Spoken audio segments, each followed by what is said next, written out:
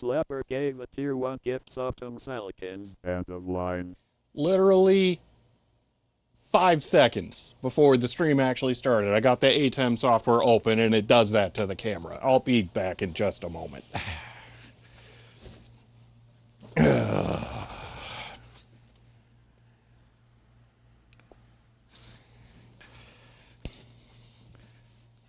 Okay. Hello. We have things going on here this time. All right. So, the tech tangents during dark. I don't know what you mean after. Okay, there's echo. There can't be echo.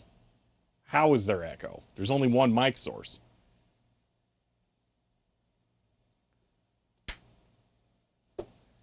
Okay, yeah, no echo. You might have the tab open twice. Okay. There is a slight audio change, though. And I want you to check this out. So this is the audio cable that routes with this VGA cable so that I could get audio from a vintage computer. You've never heard it because it's literally never worked. But check this out. Maybe if I unmute it. Perhaps. Wow, that's really weird. What is going on there? Something is weird. Why? Click. Clickety click. How do I... On? There we go. Okay, so that's... There. I think you guys can hear that. I can't, which that part kind of sucks. But that was Sonic Frontiers music. So, holy moly, this was a nightmare. Okay. My VGA stack is over there, ripped to shreds. Yeah, it's super quiet. I actually don't know why it's so quiet. That part's really annoying. But yeah, it's over there, ripped to shreds. And I integrated an Extron IN1606, which takes analog audio and embeds it into HDMI audio so that I could have stuff like this, have the video that's converted by VGA and then goes through all the HDMI nonsense so that the ATEM can get discrete VGA audio so that I can control it through that rather than run it through the mixer, which just ends up making so much more complicated stuff for me to deal with. So this now goes direct to the ATEM. So yeah, whew. IN 1604 to VGA to HDMI conversion. Yeah, I found out later that it could do that too. After buying a second DVS 510 for other reasons. Oh well, I know how to use the DVS 510 for stuff, but I'm curious how the 1606 works for that. But man, that I literally had zero time between getting to the office and the stream starting. I changed into the shirt for this while the countdown was going because I had no time. So yeah, I don't know why it's so quiet. Everything is maxed out. And if you want to see something weird, here, this computer's running right now. All right. So that is going through the IN 16.6 whatever nonsense. We gotta look at this VGA or IP address 169.254.5.96. What? So I don't really have a good way of controlling it from over there because obviously that IP address does not work. I have no idea why it got that. I plugged it into the stuff, but it decided to be wacko. DHCP mode is on, so I don't know. Whatever. Its audio is maxed, by the way. Let me make sure that there's nothing weird like an attenuation on it. 12 dB, that's correct. Yeah, I don't know why it's so weird. I think the audio is being made quiet on the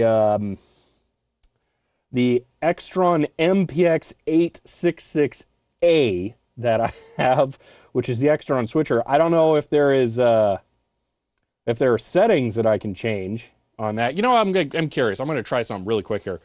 I'm going to mute the VGA channel so you guys don't have to listen to it. But I'm going to enable the program view. Self-addressing for Windows? I have no idea. It's self-assigned at when it fails to get one from the router.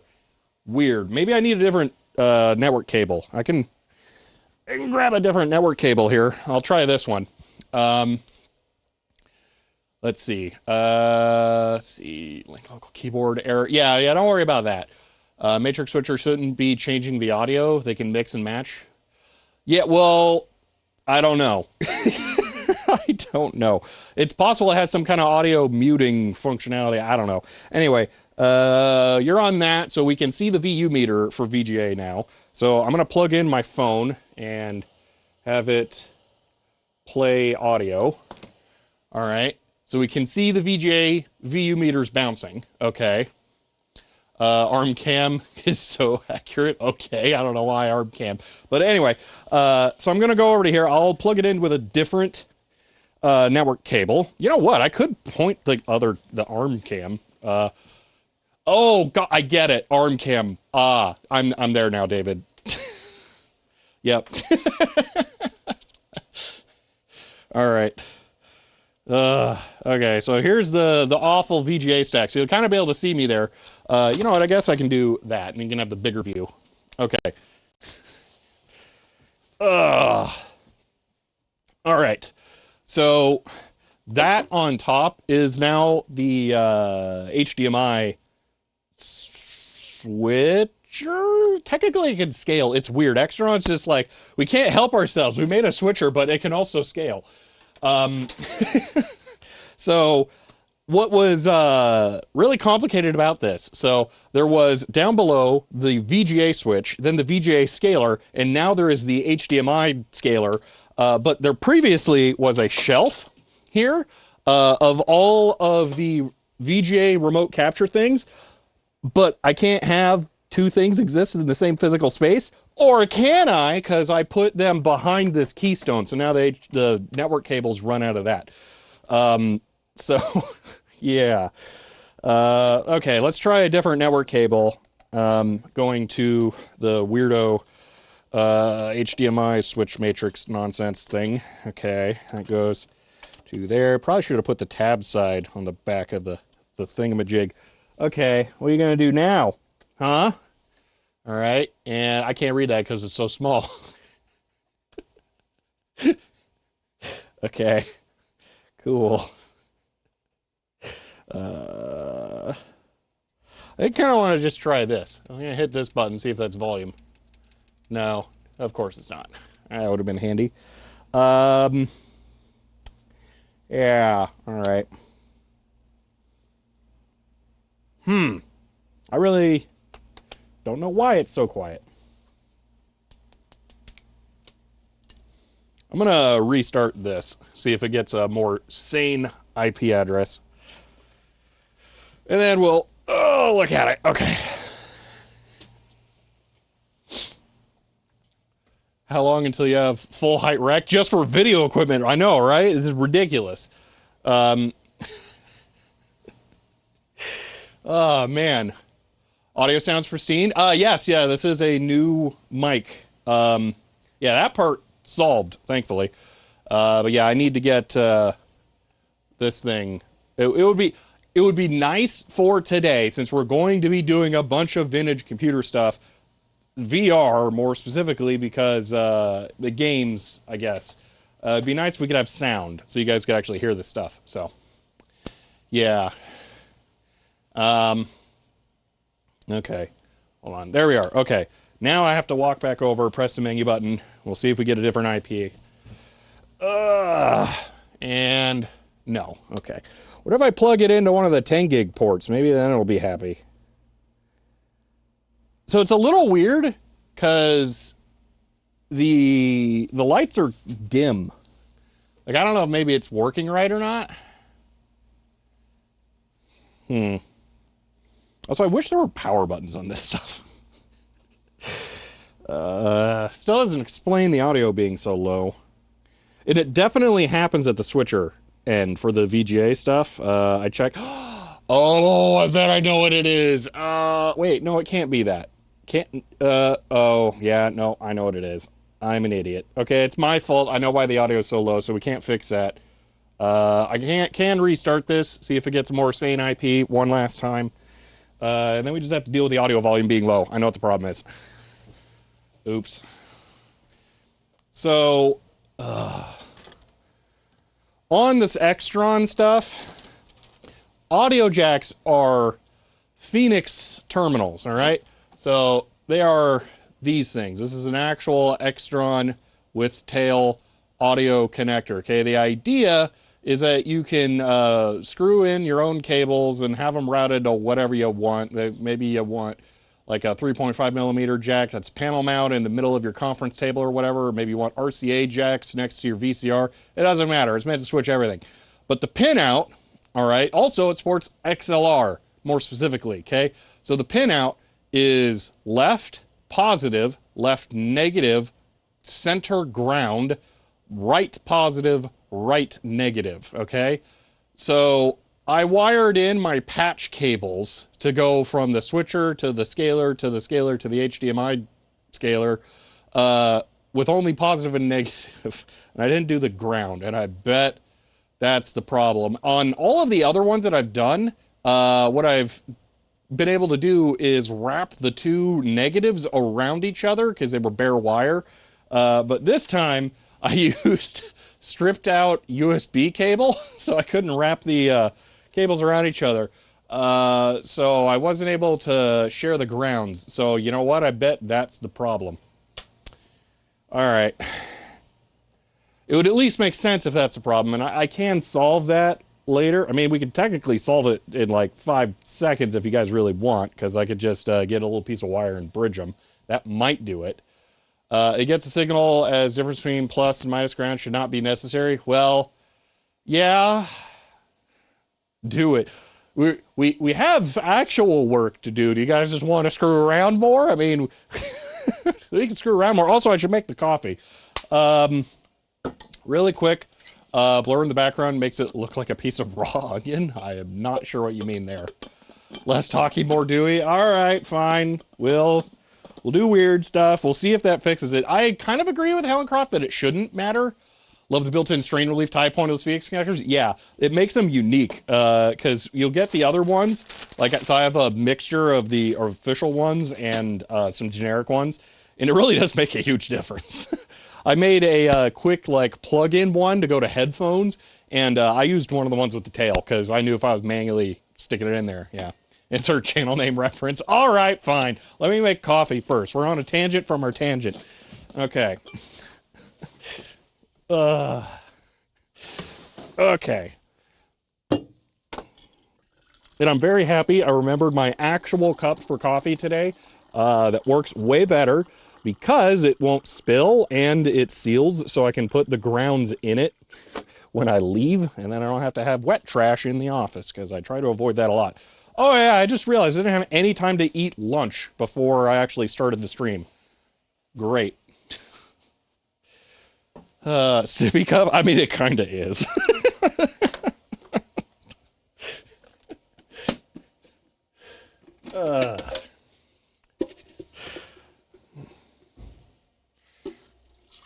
Oh, it pours so much better, too. David, Yeah. said, let's do a test coffee or coffee CHER 100. Yes, I did just waste No, it. Ramen Redeem, Why I do have you lunch. I just have to End of actually line. eat it. Okay. Who eats lunch at 9-something a.m.? Someone who works for the 4 hours before and after lunch. Trust me, I hate eating lunch at 9 a.m. I really do, but I'm not going to eat on stream, so I don't really have a choice. All right, there's that. And then the coffee. Well, I guess I should give you coffee cam, huh? All right, focus. All right, coffee cam. Woo!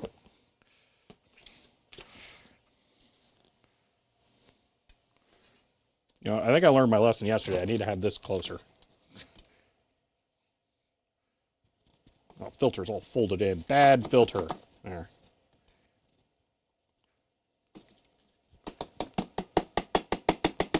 Okay, let me make sure that's even. Close enough. All right. Coffee away. Said coffee. There we go.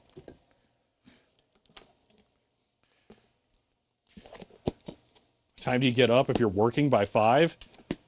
So I said I eat, or I work before. I work for the 4. I'm live from 10 a.m. to 2 p.m. my time. So exactly over the lunchtime. So I always have to eat lunch at 9 a.m. That's what I meant. You would unabashedly eat on stream? No. I mean, I have to today. I don't have a choice, but I don't want to. At least it's not Folgers. All right. I mean, I guess I can do it while you guys are watching coffee. Ha! That's it. You guys can watch coffee, and I can eat. And then you'll just have the small view. That coffee pot's totally clean, by the way, I swear. All right.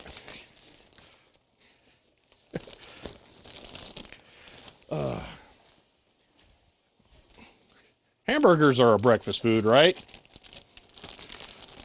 Say such a vulgar word as clean? No.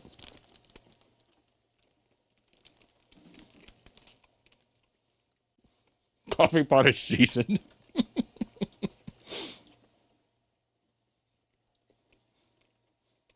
know what'll go really well with this? Water, because this is dry.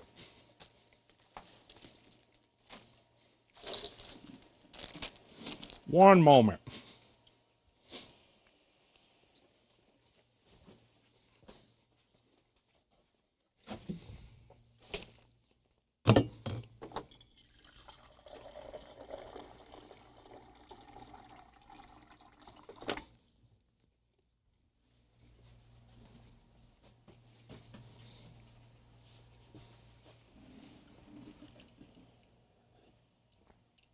Oh, that's way better. Okay.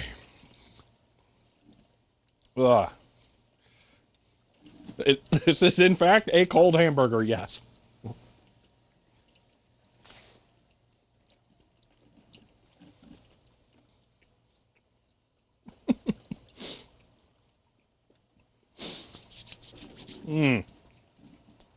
Oh, I didn't look and see if it got a reasonable IP address after rebooting. One moment.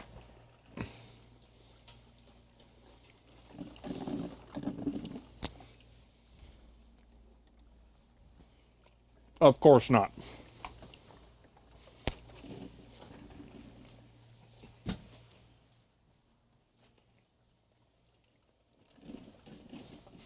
Eating burger from around the corner. No, my old burger is fine.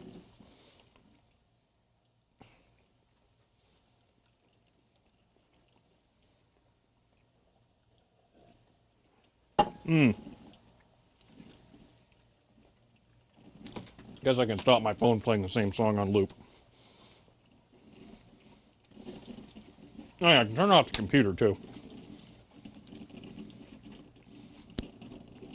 So, for those of you who might be wondering what it is we're actually going to do today, we're not just going to have a hamburger and drink coffee.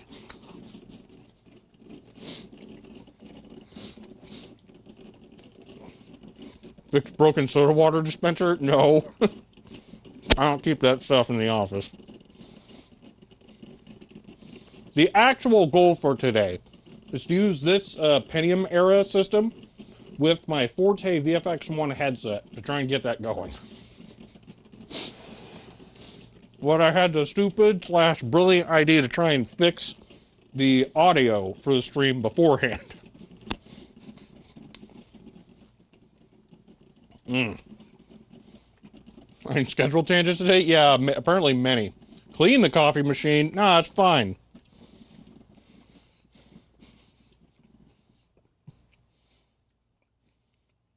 Not a complete breakfast. Need fries? Don't worry, I got fries. It'll just happen after the burger. I am not drinking the coffee with the hamburger, by the way. I'm going to wait a second.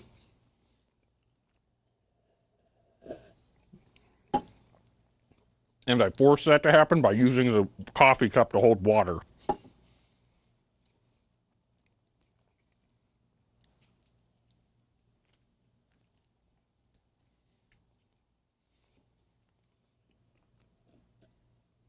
XSDT Silverx subbed as tier 1 and says 24 months and all I got was a full Why did I not hear stream the of deck talk? coffee machine. Is it at least controlled by Did I put the headphones on and then not turn them on? Junior? No, they were on. Did you guys hear the deck talk? J Proud gave a tier 1 gift sub to Rhino FFS. You all hear the deck talk? Oh. All I did was restart the headphones. Now I can. Okay. I missed some stuff. Fells, I have no idea how to pronounce your name. Fizzlebar, thank you for the gifted sub. David, thank you for the 100 bits. Sergeant Silver, thank you for the tier 4 or tier 1 sub and for 24 months there. J Proud, thank you for the gifted sub. I think my headphones are connected. No, they're not connected to this. What are they connected to? The laptop?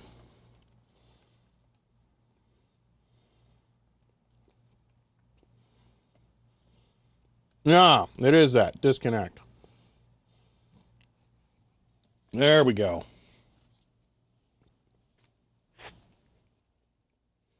J-Prod, thank you for the 100 bit, or 2 bits there. Yeah, I didn't see the deck. Could not hear the deck talk. Let's do a test. Cough E for coffee. Oh gosh. That cable near here? Ah, that's fine. Whatever. You don't worry about it. And look, we can clean the carafe. There we go. All clean now.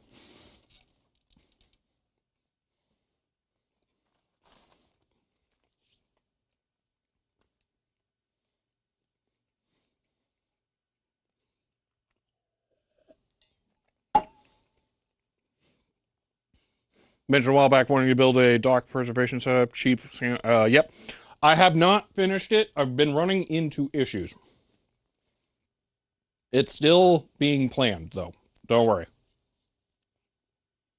Just every time I buy a new CanoScan printer or scanner, some weird issue crops up. First ones I bought on eBay, seller didn't ship them for a week, then never responded, and I had to get the order canceled by eBay. Next ones I bought, ended up not working with Linux, and I couldn't get drivers to make them function. Subbed as tier 1 and says end of line. Sort of Blair, thank you for the tier 1 sub and for 8. Oh, I have enough fingers free. Ha, 8 months. Thank you. Mm.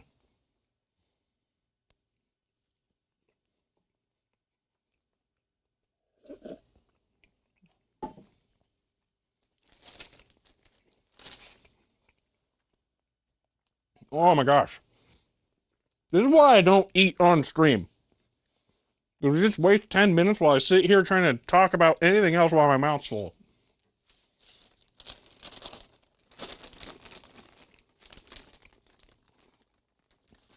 Pentium Pro Power coffee machine.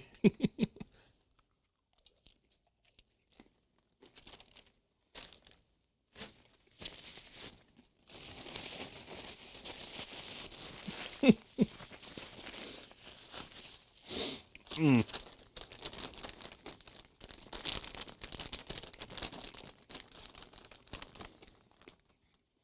Wow, those are dry French fries.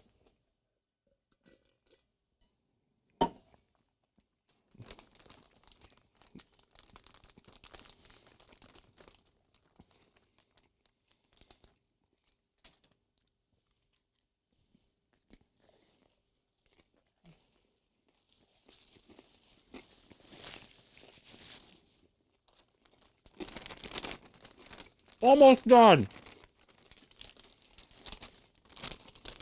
I don't want to touch the French fries because I got barbecue sauce all over them because the burger leaked.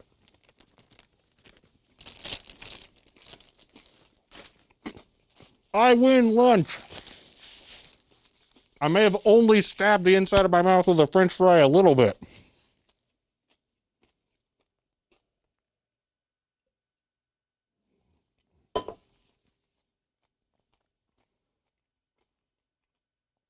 Mm.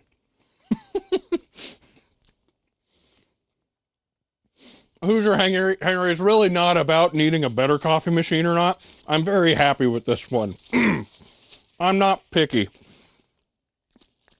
Burger is leftovers homemade from yesterday. Yeah. Mm. Oh, French fry did actually make me bleed. Okay.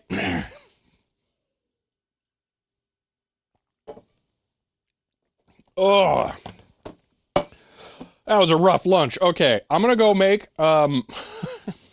some milk for the coffee, and then we can continue. Whew.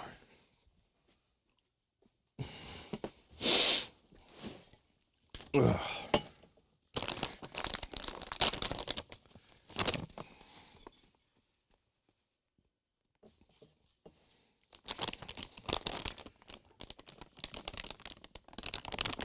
Oh man, that was really fast. All right.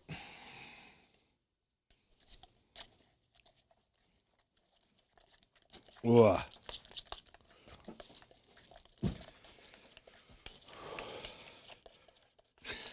As long as you're happy with the price, yeah, I'm fine with it. Whew. Everything on today's stream will go well from now on, hopefully. There's one bleed from a French fry. Because I just dumped them all into my mouth. And they were air fried yesterday to desiccation. Because that's the way French fries should be. Oh, that was awful. Oh. Ah. Oh, I immediately regret that. Oh. Oh, man. Let's add some coffee. Oh. I'm making fake, I use condensed dehydrated milk as my creamer here because I don't want to keep real milk. Don't taste the like super dense condensed milk that hasn't had enough water put in it. Oh my gosh. I think I messed this up. Not enough room for all the coffee. No! Okay, I'm gonna have a coffee top up. Yeah, the palate cleanse, the spork just disappeared into the cup. There we go. Okay, I just wanted it for mixing here. Oh my gosh. Ugh, that's way better. Okay, actually I should just get chucked. Ugh. Ugh. Gourmet meal, yeah. Powdered milk is flammable. Well, a lot of powder is flammable. I wouldn't be surprised if sand was flammable in the right situations. Ugh. That is super duper hot, and it's going to stay super duper hot in this cup, so that's not... It's going to take me a while to get through this. All right, I'm going to pop the top open the carafe, and turn off the burner. All right. Okay, you guys had that rehydrated milk with cereal once, never again. So there was some reason that we couldn't get milk for a while. I think it was during the pandemic or something. Anyway, it was more that the powdered stuff was very shelf stable, and it was an attempt to use it with coffee to preserve what milk we had. I was the only one who could accept it. All right. You guys want me to try and make grounded audio cables a thing? So, oh boy. I gotta remember how these are all wired in and then like actually plug them back in the same way. This is where this gets complicated. This sucked to do. Come on. There we go. Okay. Whew. All right.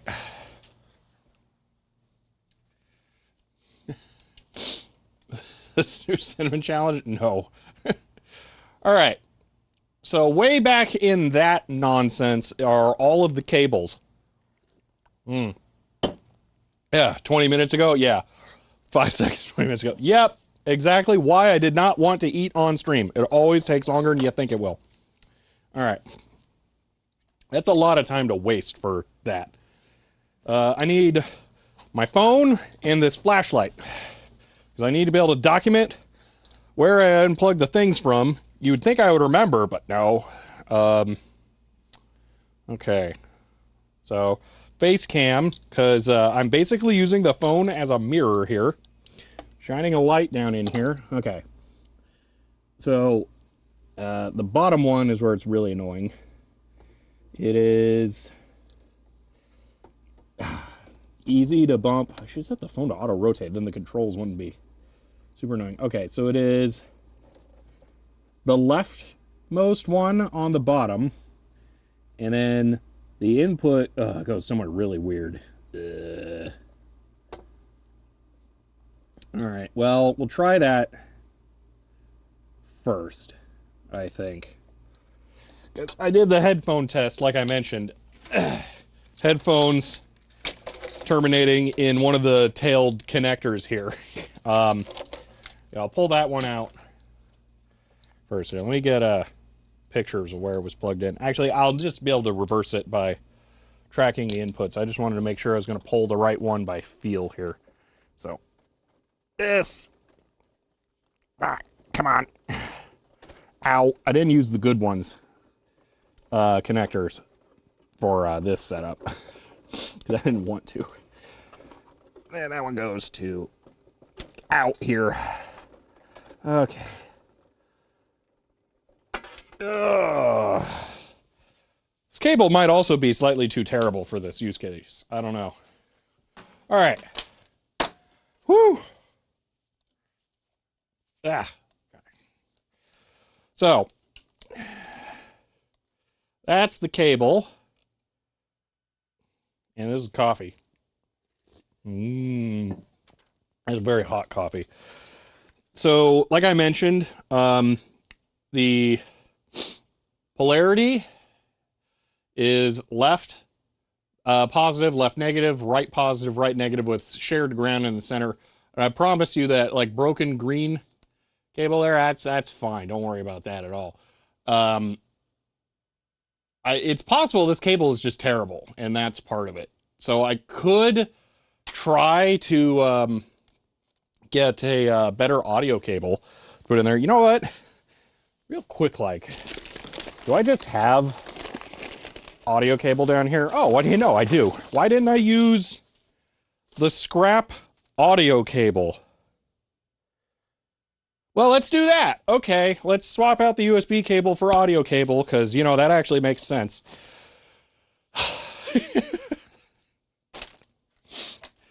That would be smarter. Yeah, so this was a Radio Shack headphone extension cable that I used for a really, really long time. And eventually the female end busted. So yeah, let me catch up here. Since your recent server board stream wanted to try board with IPMI for your home NAS, got one. Ooh, cool. Playing around with it right now. Okay, super fancy X11. Oh, way newer. You got the BIOS update key with the method Helicross suggested. Awesome. Well, I'm glad that's working out.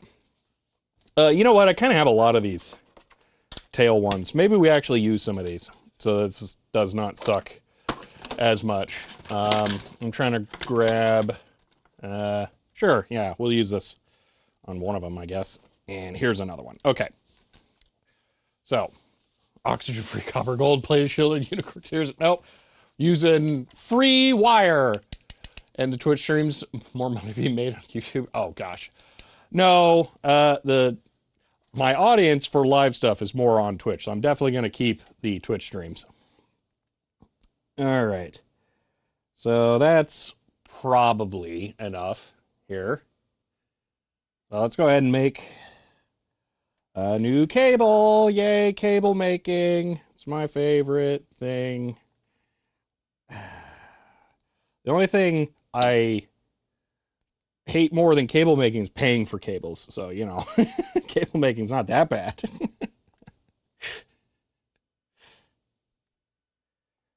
All right.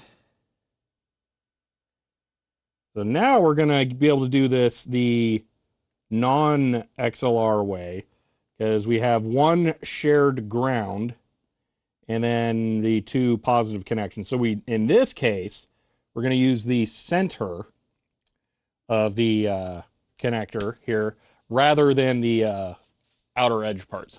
So, what are we building? We are building an audio cable for Extron scalers and splitters that will hopefully let me get audio from my vintage computer over to the capture system a lot more easily. Because I tried to set this up before stream, but apparently something's weird and it's all very quiet. I also have no idea, but one of my network connection things for one of the Extrons is acting up, and it keeps self-assigning an IP. NEODRAGON 90 subbed as tier 1 and says, end of line. NeoDragon90, thank you for the tier 1 sub, and for that's not 25, 16, 8, 25 months there. Thank you. Let's see. It used to be okay with buying cables until 20-foot XLR at Guitar Center was $55. Ouch. Yeah, about the only cables I will actually pay money for are, well, like USB and data ones. But anytime I can make a cable, I'll buy it. So let me phrase that. If I can make a cable, I'll usually make it. Audio cables should ideally be shielded. I mean, they are. So the way that it works here is this is a shield that goes around this inside the cable, and then you unfurl it there. You can't have the entire thing be shielded the whole way. It's just not possible. Unless you want like a D-sub audio connector. Okay. So now this is going to be way, way easier to do. These Extron ones come pre-opened, which is weird. So, all right. Stick ground in the middle, and then these on the ends.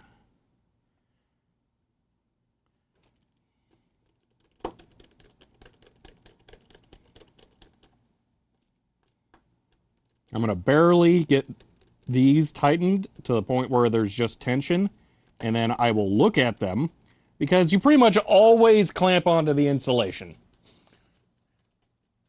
Lemo? What do you mean, lemo? Okay. Wow, it's really hard to see with that tail in the way.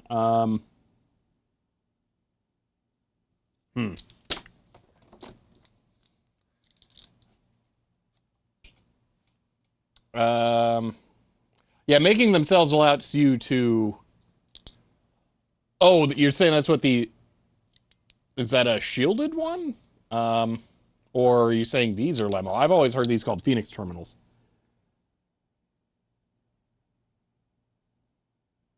I can't see the yellow one. I'm pretty sure the red one's not clamped on the insulation. The actual connector part is so deep in there, you can barely see it.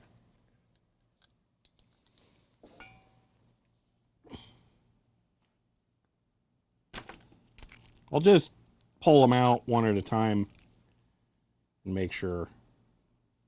Okay. Yeah, that's not on the insulation.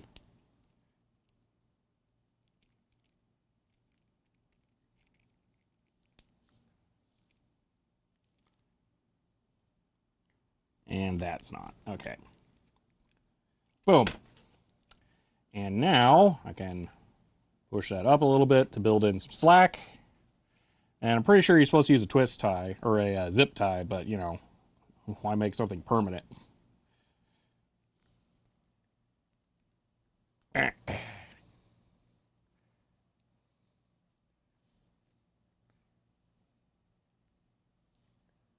right.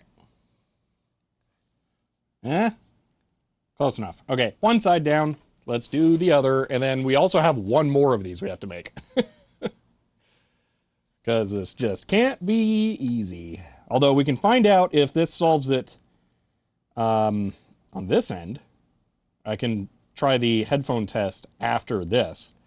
Because if this does solve it going into the VGA scaler, then I can be reasonably certain that it's the same problem going to the HDMI audio injector thing. All right, there we go. It's shielded, by the way. So we have paper wrapped around the outside, and then the actual grounding cable is wrapped around all of the positive conductors. So I'll reverse the direction of the spin there, and then I can separate the fibers of the shielding, and then I can pull out the positive connections here.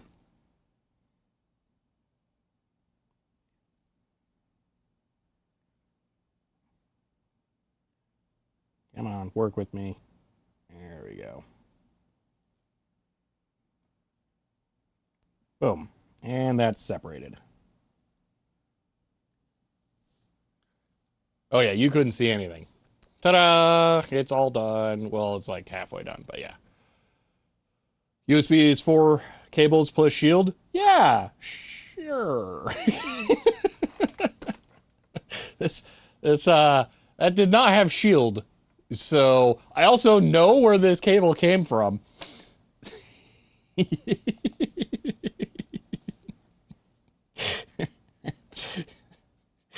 I don't know if I want to tell you or not.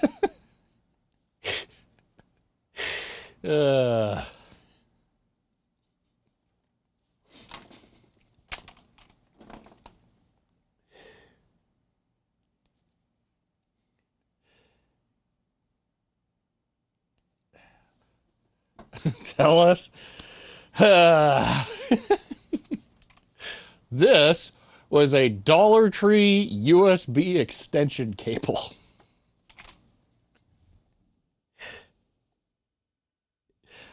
It's in my scrap drawer because, surprise, surprise, it didn't last.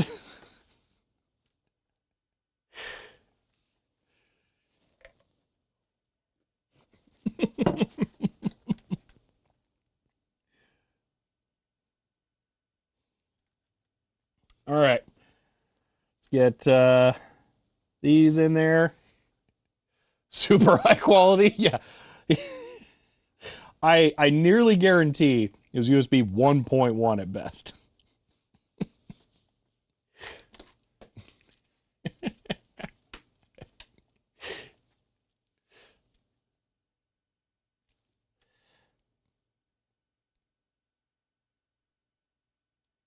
Oh my gosh.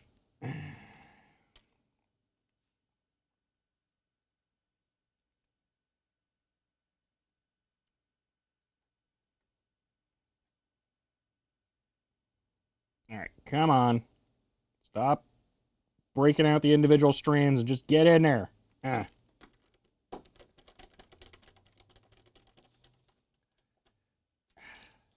Is that where the coffee came from? No. It probably was Walmart.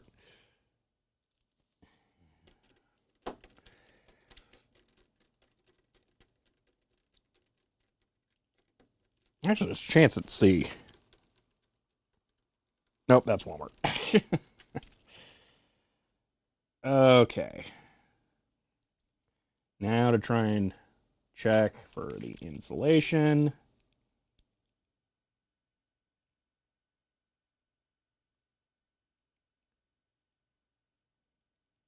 Okay. See the copper? No, please get back in there. I'll just take the minor victory. Okay.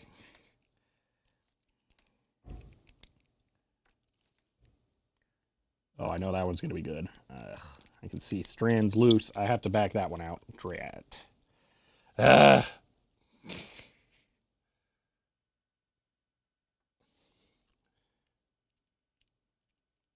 Okay. Attempt this one more. Actually, I'm going to open it up all the way. Okay. Nope. These are ridiculously deep Phoenix connectors.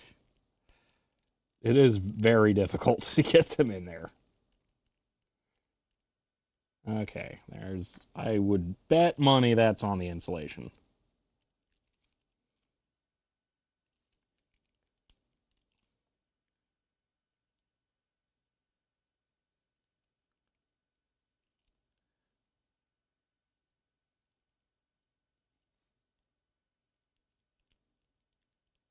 There we go. All right, that should do it. Secure this side. Come on.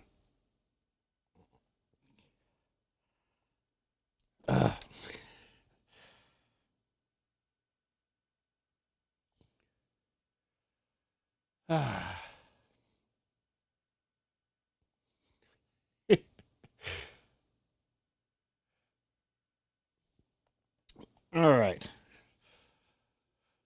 That cable is done now, so we should be able to go pop this in, and I'll be able to like just tell you whether or not it's better on that part of the system, because I'm not going to be able to give you direct feed at a midpoint here.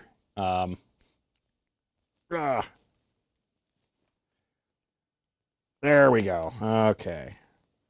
That's really messy, but whatever. Okay, I'm going to go plug this in, and then, like I said, I'll do the headphone check, and we'll see.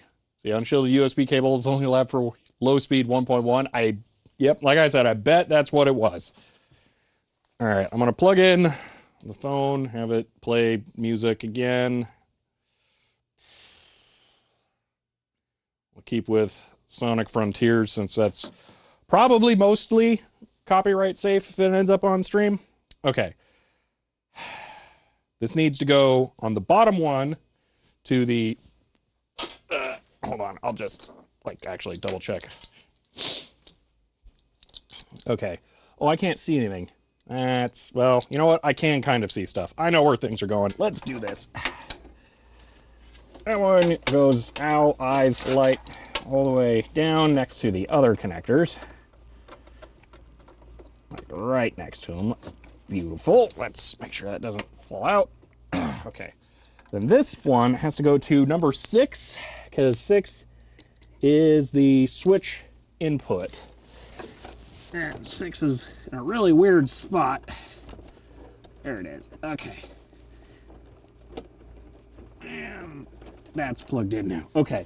So what I'm going to do now is the output that's going to this thing. I'm going to... Oh, you know what?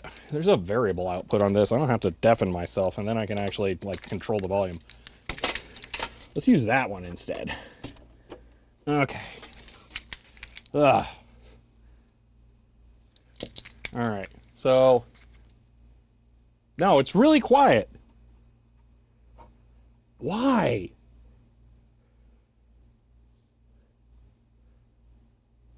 I wonder if... maybe that has some kind of setting on it. My brain is like, hold on. Menu, comm settings. Okay, this is on IP address. Why is this one not networked? What? Wait a minute. I know why this thing wasn't getting an IP address. The cable going to this whole thing from the router got knocked loose.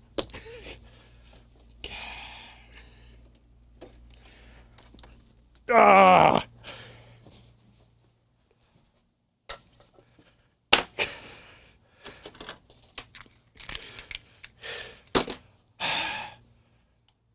Plug. There we go. Now we'll get IP addresses. Okay. That'll allow me to look at the audio settings on all of the Extron things over there and determine what needs to be adjusted. Because I think it might be the scaler, the VGA scaler, applying a volume cut on stuff.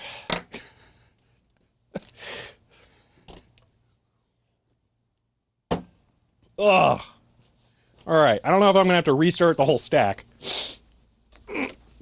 Okay, menu. Com. Yeah, things are all blinky blink now. Has an IP address. Beautiful. Okay. 1.35. Hold on, let's look at the VGA scaler. Okay. Menu. That one's still messed up. Okay. Is actually getting signal? No, it is not. Okay. That should actually connect now. I'll see if the IP changes. 1.83. Okay, so we've got 3.5 and 8.3. Okay. Yeah, 3.5 for the DVS 510, 8.3 for the other one. Okay. Beautiful.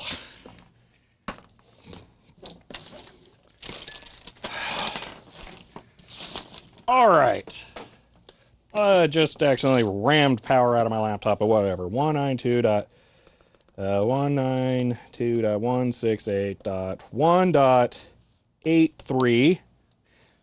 And that's the Extron HDMI scaler. Okay. 192.168.1.35. Okay.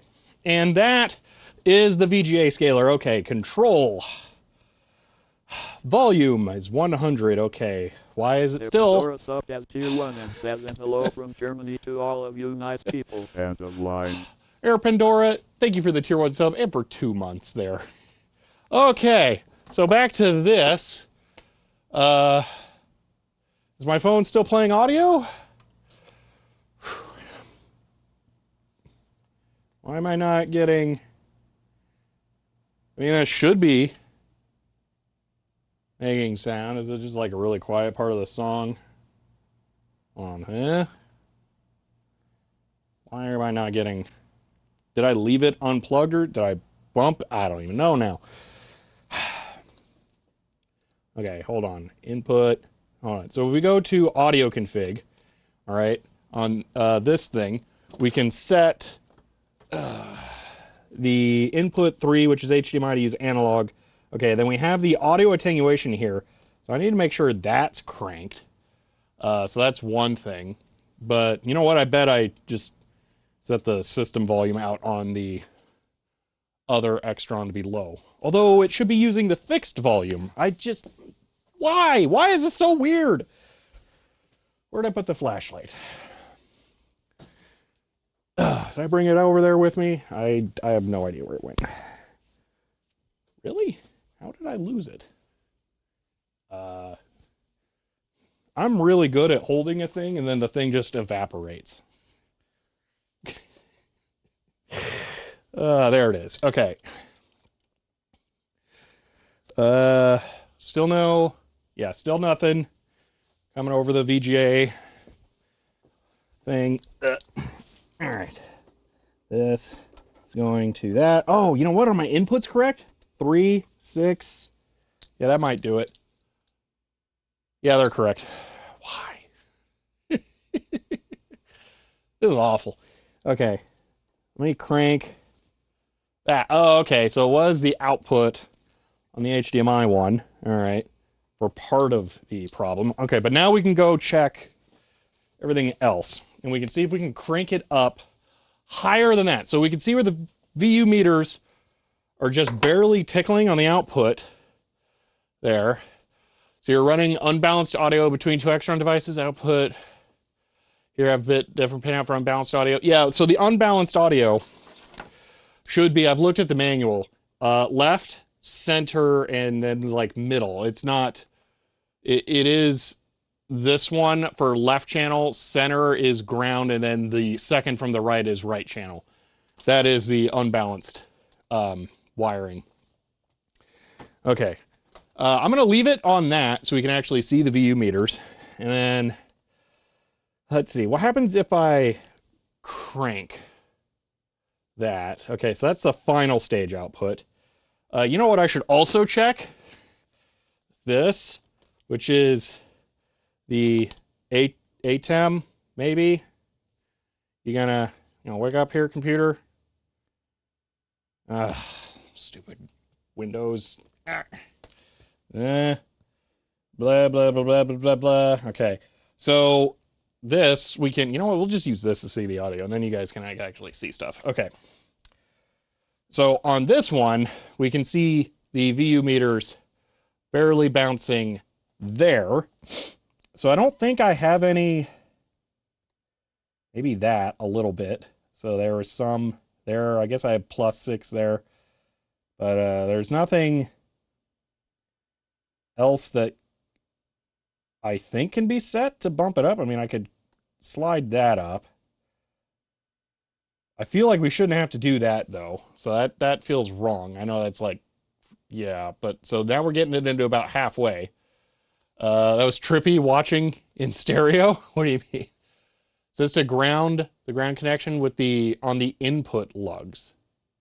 Always ground. Yeah, that could be part of it. I don't know. We still have one weird grounded one, technically, but it's quiet. It's quiet when it gets to this point. So this is where the issue most likely is. So volume set to 100, gain. I want to do +12. That really cranked it up. Okay. If I bring this over here and then try to make it so you can see it, it's really hard to see. I was sitting cross-eyed watching both images. I'm not sure what you mean both. For 7 months and says, end of line. Avagromos, thank you for the Prime sub there. And for the first time. All right. Audio startup limiter. Weird. Gain. 12 was like the max I can do. Huh. I don't know if that will sound right. And there's no real way that I can listen to it without deafening you all. Let's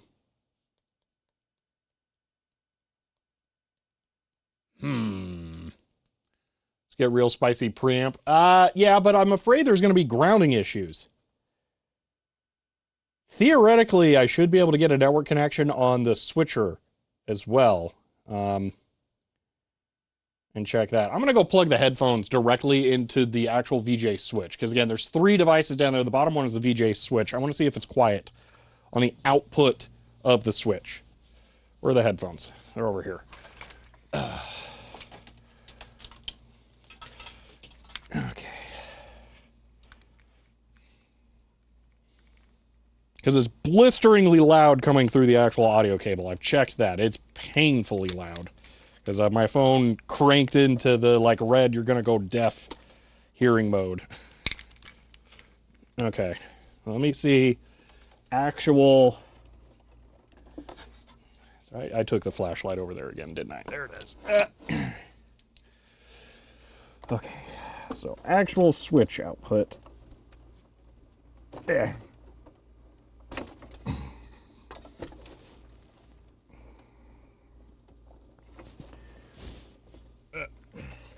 Sure, that'll work. Okay. And nope, that's super quiet.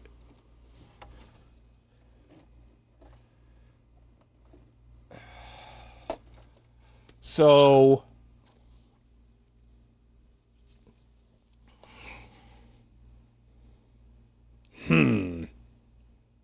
I can check my wiring on the actual audio input thing. That goes to this, which is the leftmost one. All right, we're gonna check out. Watch, I don't have ground crimped or something. Oh gosh. This is impossible to unplug. Holy moly.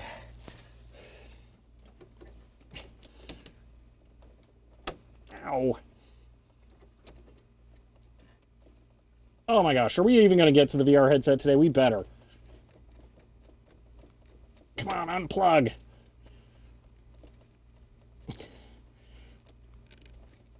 The connector is so short and it grips so tightly that there's like nothing to pull on. Forte gave a tier 1 gift sub to Diaguitarist. Ah, got it.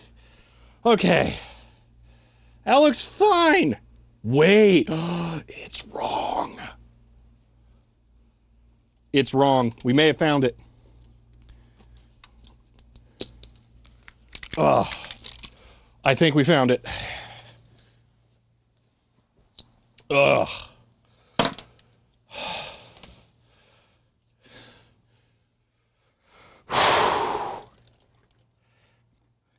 So this would have been like a day one bought Extron nonsense cable. But right channel is going into the right channel ground. So it's possible that it's counteracting this and the other thing. So let's go ahead and fix this. And Portizo, thank you for gifting a sub. And you'll like this. The manual says you're not supposed to tin the cables before you put them in there. So I bought cables that are pre-tinned. That way I don't have to tin them. Haha.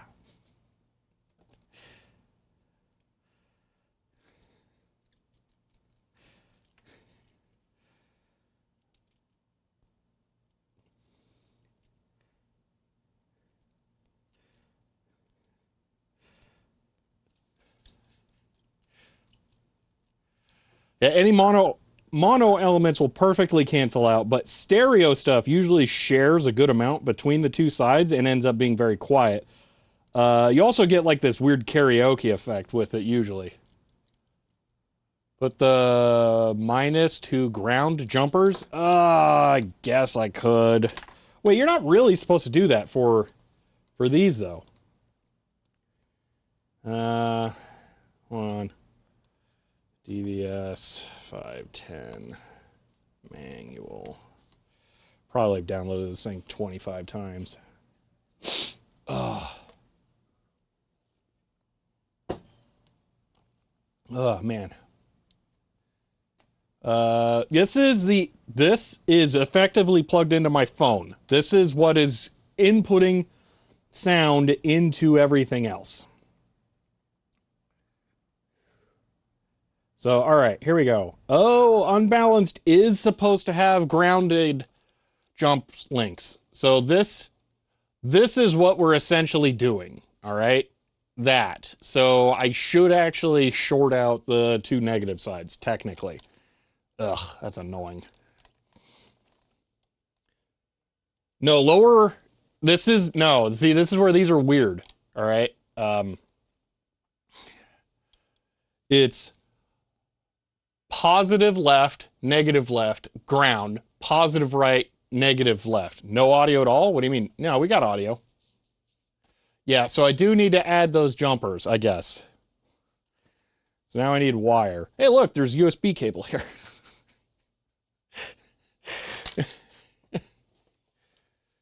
It's on your side, all right. Okay, so let me figure out where I'm going to get some just like random wire. And I probably can just steal it from the USB cable. You know, let me check that I don't have just like one random wire in here. Let's see. You know what? I kind of like the look of this. Nah, it's all clean. Here we go. This. I'm not sure if this is meant to be wire or no. That is definitely twist tie. It would work, but nah. What do we got? What's ideal for this application here? That one's really thick. Ooh, hello. That kind of seems perfect. Okay. Let me get some stuff. I don't know. Yeah, this is like literally what this stuff is made for.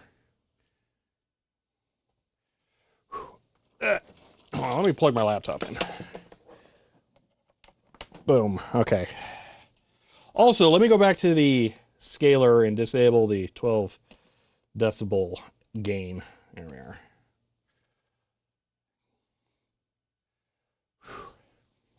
Scrap resistor legs would work perfectly.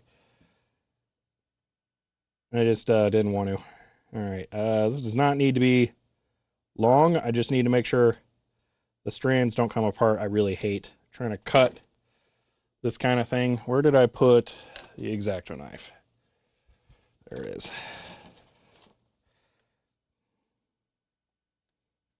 Okay.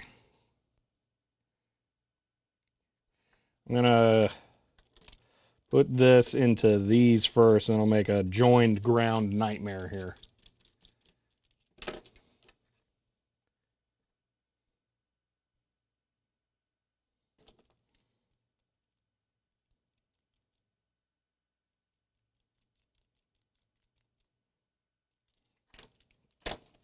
Now that one was a little long. We'll shorten up this one. There we are.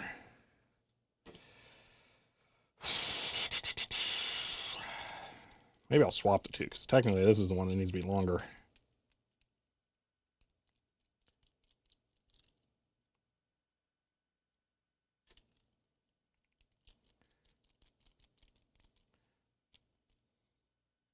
Okay. No, not the positive side. Let's not ground that. I have a feeling this is going to be the problem here. I think we found it. Took a lot of stupid troubleshooting, but we're going to get there in the end. I want my tweezers for positioning these. Let me try and find these. There have been way too many projects recently. This place is a nightmare. Oh, you know what? I got more coffee to add to this. Well, let's do that really quick. This should be down low enough. Only barely. See, so it's going wrong that we're not... sound. I got into sound this morning, and now I got to get the sound monkey off my back. We're very close. This is the last thing we're going to try. If this doesn't fix it, we're done. Yeah, this should be... I suspect this is going to be it.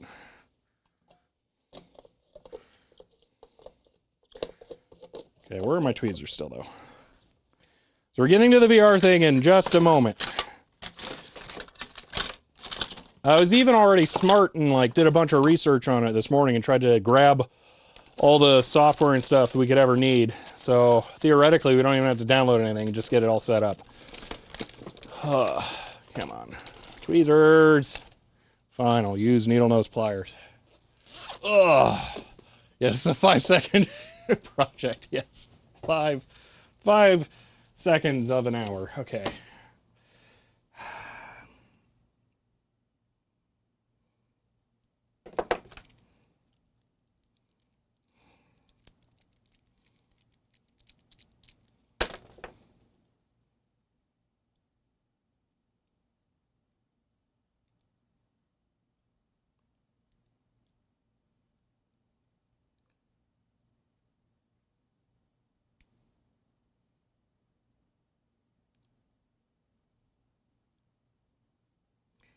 There we kind of go. I hate that so much, but whatever. I want to really crush that one. Sure. Why not? That'll maybe work. We'll find out. Okay. Well, that will be an improvement no matter what. So,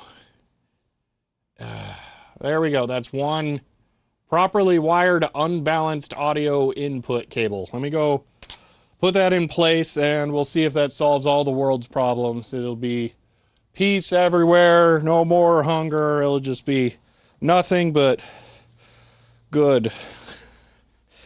I'm also going to turn down my phone in case it really does work. I don't want to go deaf.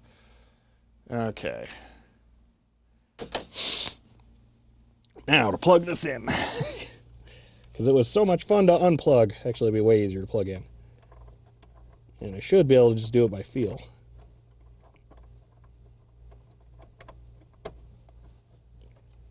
Okay. Headphone time.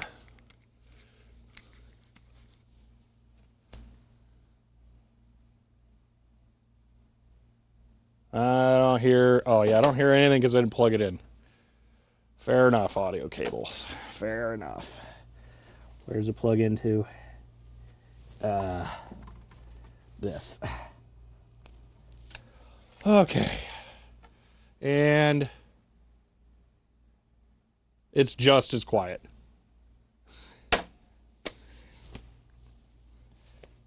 Why?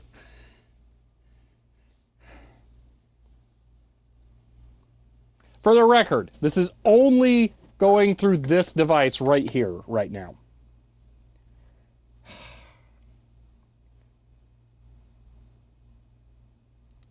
Do I have a network cable going to that? Is there a network connection on here? Yes, there is. What is this? I don't actually know what this device is doing. Okay, that's red and gray. So I'm gonna guess it's this thing? Yeah. Probably this one, which goes down to here. I tried to get way too clever with how I was doing this stuff at first. Now it's kind of a nightmare. If I like knew it all worked, it would be fine, but I don't. Let me see if this stops blinking when I unplug this. No. Oh, wait. Okay. It's this cable. It is plugged in. Okay. Let me see if I can find that thing on the network, and then maybe I can find an audio setting on it.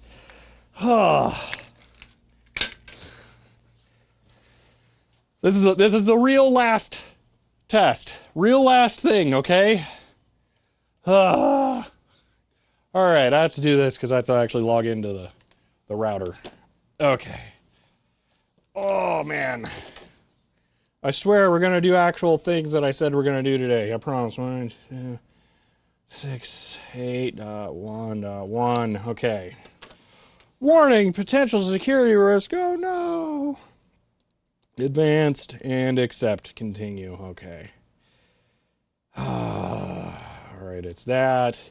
And then the password is a thing. Okay.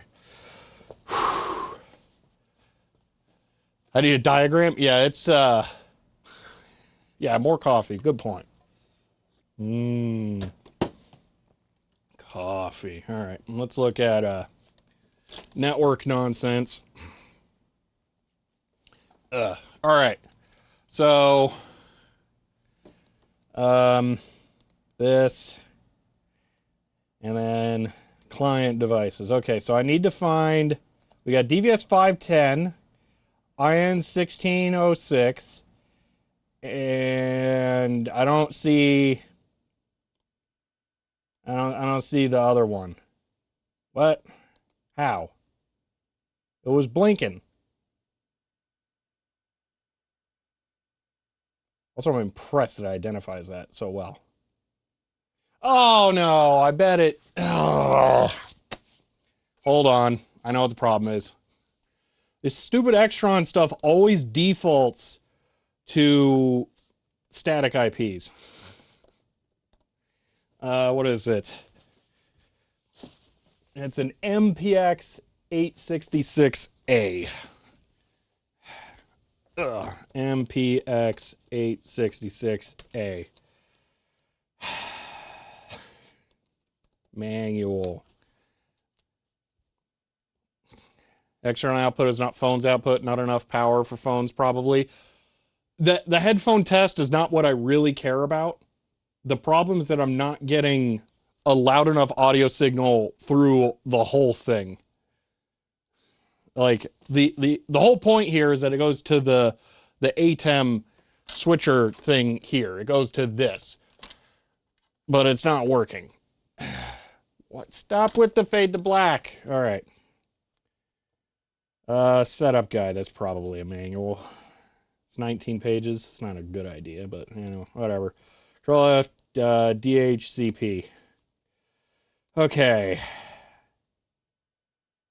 I don't want to have to send it serial commands. Come on. There's got to be another way.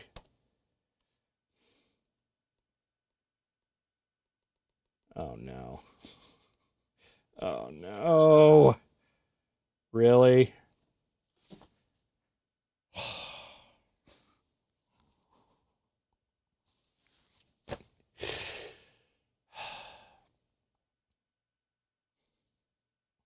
All right, I yield. No more. We're done. Okay. Done. I'm not dealing with this today. Nope. I don't care. Nope. This is where I draw the line. Wizard Tim, the whole point. Oh, wait, you're saying bypass the VGA switch. I mean, I guess. Yeah, maybe. I suppose I could do that. The whole point, though, was to have audio embedded in the HDMI signal going to the ATEM. That way it's a separate, discrete audio source that I can control on the ATEM for the subject audio. But yeah, I guess I could just bypass the switch. All right, let's try that. Ugh.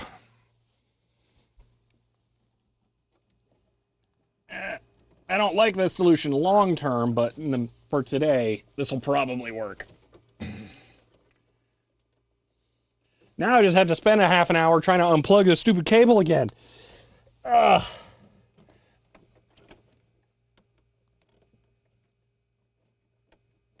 Oh, I got a way better grip on it this time. Ah, crap. Still not enough.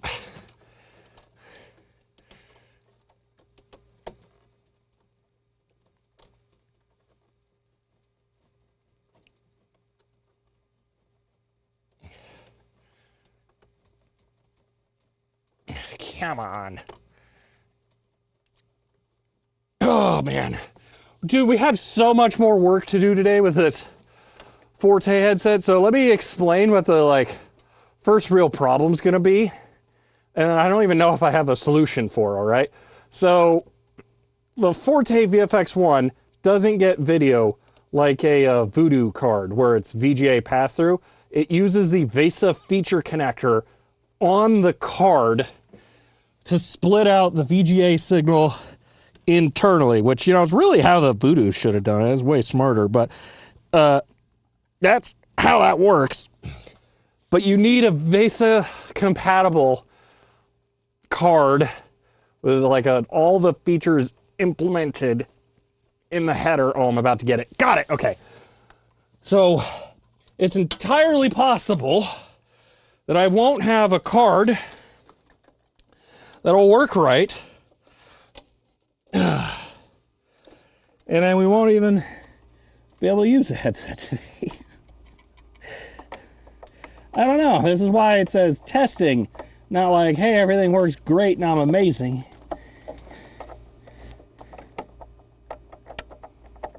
Please just plug in cable. Where's the light? Ugh. What is this one? There we go. Ugh. Now, that is 100% direct from this cable into the IN 1606. This stupid thing turned off again. So, yeah, there we go. Now it's peaking like crazy. Beautiful.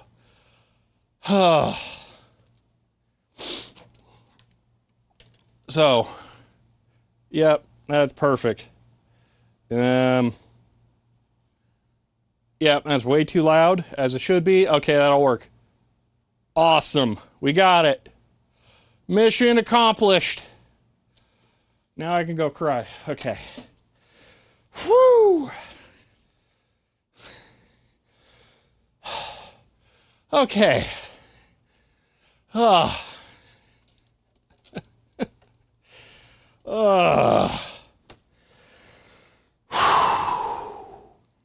All right. Let me take a second. First try. Yeah. Oh, man. Ugh. I don't like that solution in the long run, but it's good, though, an accurate representation of trying to get things working. Yeah, really. Oh, man. So, one cool thing, the IN 1606 came with more of the Extron connectors, and it came with some I didn't have. The serial ports are actually just RX, TX, and ground. So they're 3-pin Phoenix terminals, and I didn't have any of the ones with tails on them. Actually, I didn't have any because I never intended on trying to use serial. This is why we're not using serial, by the way. There isn't a just D-sub-9 port on there. No, you have to wire your own serial jack. We're not doing that. So, yeah. And to, someone said, yeah, so Majenko, you send it serial commands through a telnet port. I would have to know the IP to be able to send it telnet commands. But yeah, now I have serial connector, so theoretically someday I can make a serial cable. Ain't today, though, that's for sure. Okay, let me clean some stuff out of here. Fun thing, I extracted... Let me just grab this while I'm thinking about it so I don't accidentally not take it out. Where'd it go? Where are you hiding? Come on, where is it? Is that it? That's not it. Nope. Where is it? Is it in this? This is unimportant, but I just want it. There, that's it. Okay.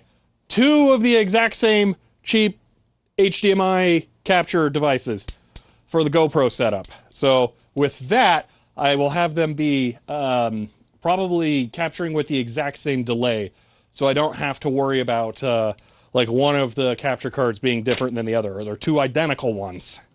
So this is the only difference is that I lost the USB-C to A converter for one, but one side of my laptop has 1 A port, 1 C port, so I'll just use it that way. Okay. Let me clean some stuff up here. So the other fun thing that I was really hoping to do today, with that Extron thing I just put in there, I'll be able to run more HDMI cables for capturing things like laptops, or the server or whatever, to that switcher, because it's an HDMI switch now, and then be able to control that to switch between more devices. Because what I usually do, I have the ATEM right here, if it'll focus and then not give you all a seizure because of the flickering. All right, so I have this thing. So we have 4 inputs going to the ATEM here. All right, generally I use front cam, arm cam, VGA capture, and then this is the workstation. That's what that button is always. But if I can, what I normally do when I want to capture a secondary HDMI device, if I brighten, I can't brighten it up. If I brighten this, dude, tap thing. Okay, if I brighten it up, this is the input for the workstation. I just swap the HDMI cable. So the red one there is the workstation cable, but I have this going there instead because yesterday we were capturing the laptop. Now I'll be able to just have a switch that actually controls the HDMI sources. So it'll be way better. There is a method to my madness. I just thought the madness was going to take a lot less time. Okay. Oh, one of the Extron connectors squeaked by. Okay, I'm going to put the laptop here because we're going to need it today. And since I didn't get the HDMI thing done, we're just going to use the workstation port for the laptop. Okay, because we need to be able to interface with this so that we can plug in this. All right. Anyone heard ICQ being shut down? I don't even remember what ICQ is. Okay. Plug. Wait, we're not using the capture cards? My brain is blah. Okay. Plug. Plug. This is why we're not even getting started yet. Okay, we got work to do. Sure, that looks like things. Let me get the mouse. Okay. You know what? Let's really quick.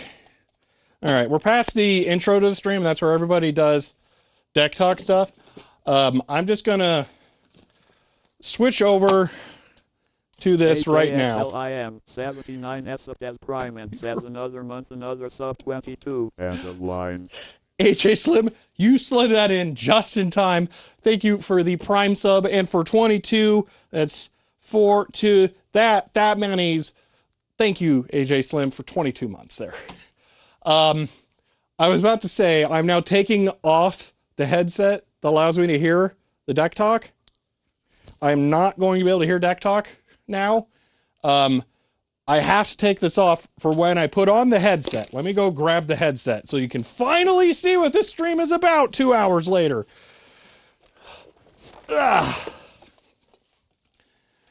Okay. This is a Forte VFX-1 headset. This is a VR headset from 1995. And it's cool, but it's fixed size. So you can't adjust anything, which means that it's kind of difficult to wear. So when I go to put it on, I have to, like, you can see that there's ear cuffs. I have to pull those out to the side because it will just squish my head. But yeah, if I put that on there, it so doesn't fit well. Ow! And then you get hit in the face. Okay. So there. All right. Yeah. So that's what that looks like. But the problem is if I wear the headphone thing while I have this on, it ain't going to work. You know what's interesting? For some reason right now, with the way that the light's leaking in, I can actually see the LCDs. It's going to work, kind of. Although I don't think... Dude, my head is literally physically too big for this. Is this supposed to snap in place? Because... I don't... Okay. That'll be fun to deal with. Wait a minute. Does it actually snap down? No. And it goes all the way to hitting that. So it's not... That hits. It's not meant to lock. Okay. Yeah. I'll mention this too. So this should have a pad right here. Mine came without the pad. I'm okay with that. Because it would not fit me with a pad in there. I guarantee it. The best I might do is stick a towel in there. Because the Velcro things like grab onto my hair. So this is the goal. All right. So this headset. The other thing is the headset uses the Cyberpuck. If I remember correctly, that's what the name is.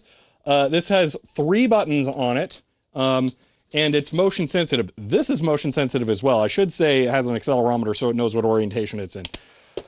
So theoretically, we get those going, but we also need this. This is where the magic happens.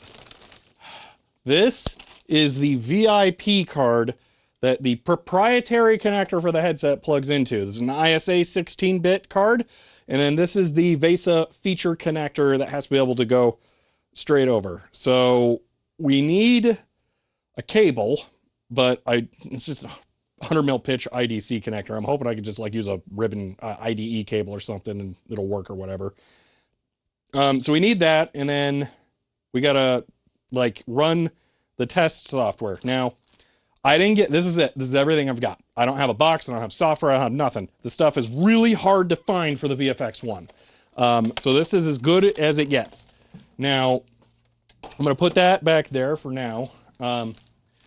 We're gonna try and research the VESA feature connector, and we're gonna see if we can just use an IDE cable. So split on over, because that would be real handy.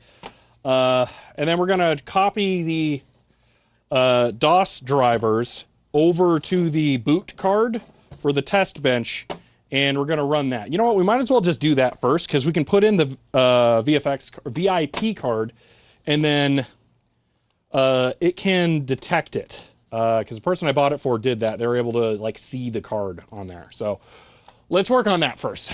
Okay. 1 terabyte. And I have my entire graphics folder on here. That way I can have all the drivers I could possibly need for this. So we know how to make cables now. I don't have, I think they're like 20 pin IDC. Yeah, I got no idea. I don't want to count right now. So I don't have the correct IDC connectors for that. So yeah, hopefully no twisted wires. I don't know. That's why we're going to look up VESA feature connector first. All right. So this is everything. This is the manual. You know, let's just really quick look at the manual. I think this is the original PDF that the manual is made using, because it's too good. I wonder if there's a photo plugging in a feature connector cable thing. I would hope so. Yeah, feature connector, blah, blah, high fidelity stereo headphones. Maybe. I don't know. What'll really suck is if I go through all this, then it's broken. Okay. That's just hilarious. Per Google Images, Voodoo and a Hydro Thunder does not appear to have a VESA feature connector. No, I mean, well, that's a Voodoo 2, so that's a little different. But that's also 1998. That's slightly after this. That's why a Voodoo 3 is not going to work. Theoretically, maybe a Voodoo 1. I don't know. So this is everything we get. Oh, were there audio cables that were supposed to be in there? Right. Well, I got audio cables. That's not a problem. E2 mini phono cable, sound and microphone. Yeah, we're not going to worry about a mic. But, okay. Installing the VIP card. Okay, so you open your AT PC, apparently. That looks, you know, that looks a lot like a Tandy. You stick in your thing, and then you stick in another thing. Okay, VESA feature connector. There's a address jumper thing. I don't like that. Okay, and then what? On the motherboard? Maybe if your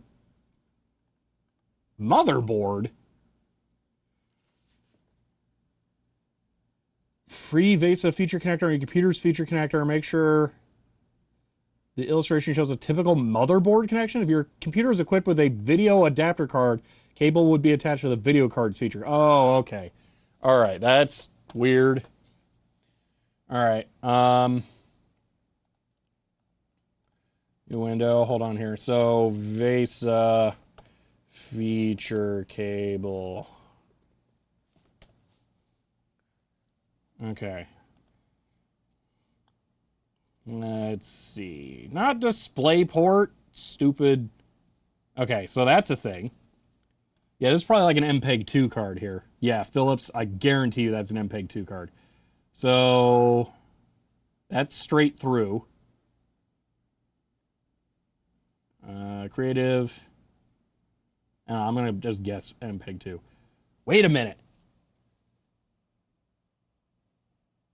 I might have one of these cables. I have an MPEG 2 card that has a cable. Also, let me just look down here really quick. I might have a random, like, weird thing I ripped out of something that has a 20-pin IDC connector. Why is this sticking? There we go.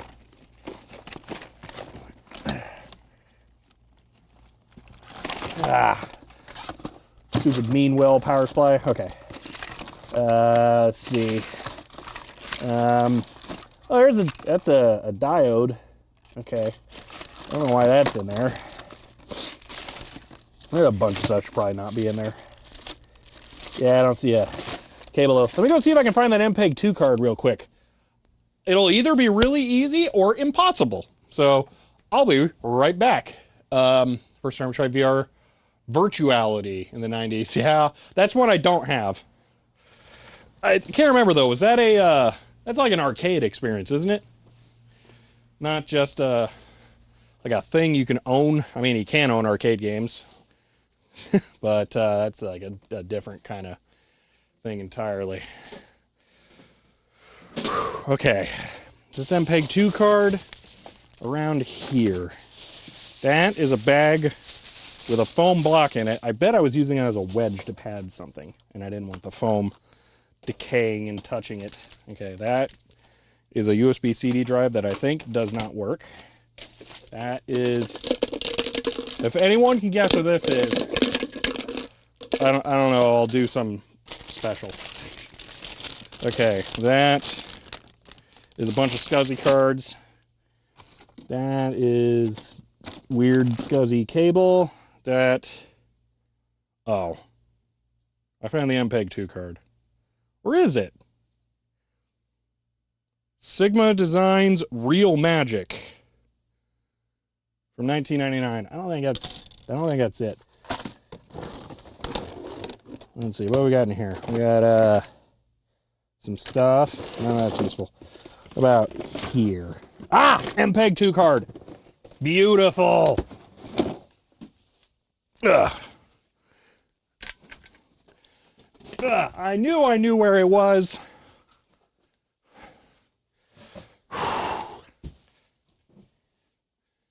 Okay.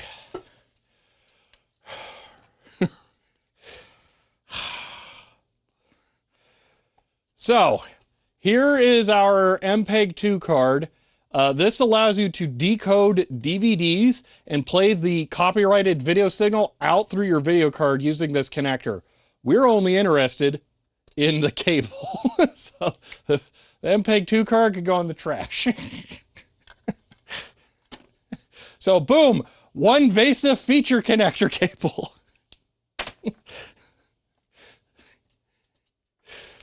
Golf ball in a Cheetos bottle. Oh my gosh.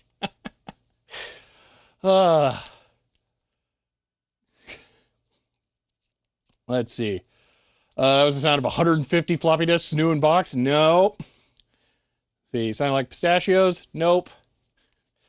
Let's see. So I've heard the GeForce 2 MX does not work with this. But yeah. All right, so that's one cable thing. So we got that part down. For giggles, let's check. Forte VFX-1 VIP card. VESA feature cable. Why is it keyed? It's keyed on one end. Why?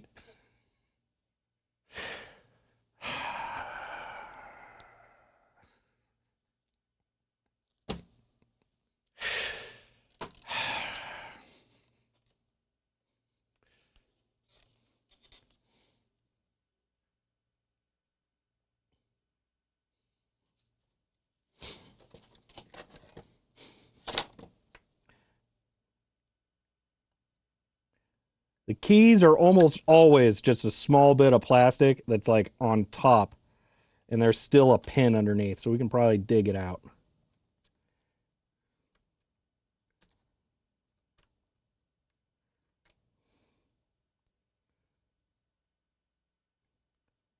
course, this one's going to be the exception, isn't it? Can you move the little cam back over? Yeah, it's just a pain. Hold on. I have to use the different computer, and it's weird. I'm not even, you know what? I'm not even sure I can do it from Windows. Or we're about to find out. No passwords for you. Okay. Let's see. I agree it would look a lot better if it was. Okay. Switcher.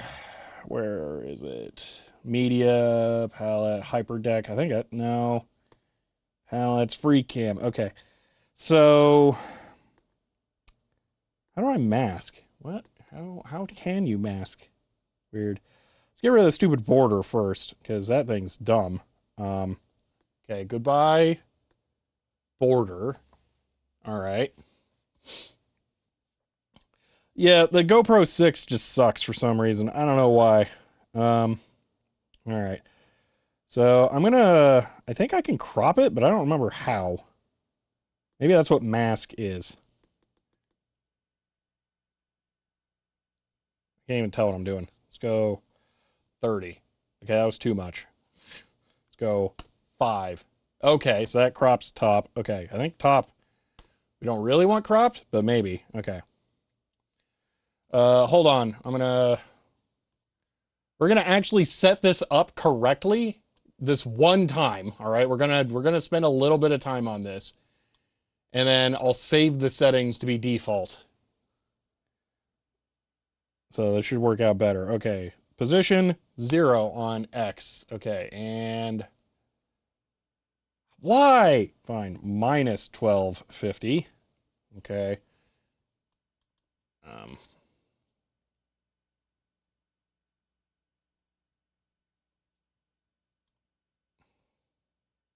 New tangent has appeared. Yeah, this is a tangent I meant to address, but did not have time to. I agree. This is annoying. So just give me a second here. Okay. Now the size is messed up, but give me a second. I do want to actually crop it some. So I'm going to crop, let me stand, all right? So if I'm standing here, okay, I really shouldn't crop it much, like at most 3. Okay, that's too much. 1. Okay, so 1. Bottom, we can crop a lot. 4. Okay. And then left, I can crop 4. Right, I will crop 2. Yeah, okay. The aspect ratio is a little wrong, so I'm going to bring the top back. Okay, because when I sit, like, this is meant to be a face cam. It doesn't need to be all that big. So, well, Philip, the goal is going to be to use the cameras that I've got here. So we'll see how it goes. I'm going to set this to minus 13 position. Let's see what that looks like. Looks like not enough. Okay, so minus 13.5. That's pretty close. Okay, I wish I could do rounded corners, but I don't think I can. I'm gonna bump it up by 0.2. Okay, that'll work. You know what? I'm gonna bump this over by 0.5. I would just like it to be on the actual edge here. No, I need to make it 0.6. Perfect. Okay. Now I need to increase the size, which I'm going to guess will just zoom it centered. Yeah, so I wasted a bunch of time there with the positioning. Okay. Maybe I can do...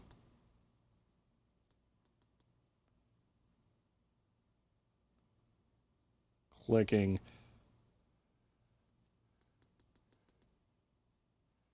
This is irritating. Oh, whoa, that's way too much. Hold on. Okay, that's too big now. Let me center it over.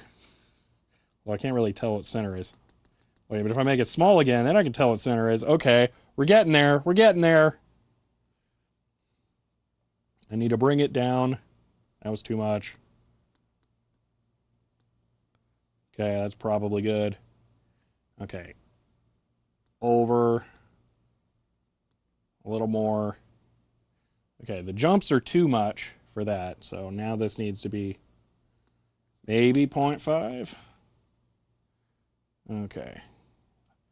So I adjust it. I can see it on OBS, and I have to wait for the delay of it going to the server. I'm going to remove 0.3 all at once. And that looks pretty good. Okay, I'm going to bump up the size.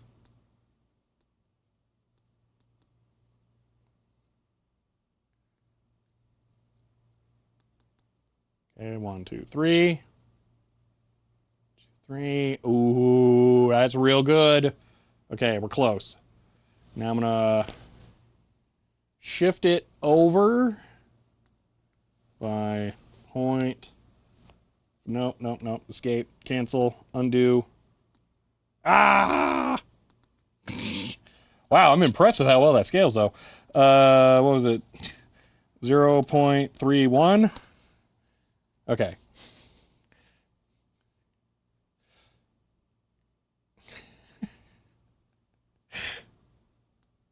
Shift this over by 0.5. Nope, a little bit more. 3. Oh my gosh, more. Or was that good? You know, that might have been good. Hold on. Okay, that's good. And then it needs to go up by 0.05. Beautiful. There we go. So now that's all hardware. I guess I can bring back a little bit of the bottom. Crop. Bottom. I'll make it a crop of 3. I can't tell where chat is until it actually updates. Yeah, that's good. Okay, right there. That's it. Solution done. Okay. File. Save. Save as. And then ATEM only. There we go. And then, yeah, save all that stuff. All right. And then file, save startup state. Let me double check all the audio and stuff looks right. Okay. Yeah, that all looks good. Okay. And save startup state. Now, here's the thing. I can't guarantee that that's actually going to work right, like the next time we do this, and that I won't accidentally bump one of the buttons that will undo it. So if this happens, then I will have to turn it off and on again. That's all we're giving it. Ooh, wait, you know what? Can I set a key position? That, I don't know. It has really weird options. Hold on. If I do, let me try this. Set A. Okay. Now, full. That's hardware, by the way, doing that. And I can click A. Ooh, that's pretty slick. That's not bad. Okay, I'm saving that again. File, save, and file, save, startup state. Okay, boom.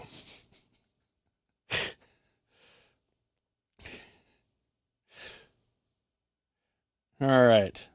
Make a screenshot of the settings? Yeah, no kidding. All right, that'll work. Hold on. Border? Inner soften. Bevel. Wait a minute. Do I want a border? It's pretty high production value. Yeah. What does it look like? Oh, that's weird. So I can add... Ugh, that sucks. I was hoping the border would add rounded corners, but I don't think I can get that. Okay, there we go. Calling that good enough. All right. I'll set this aside for now. Sure, yeah, okay.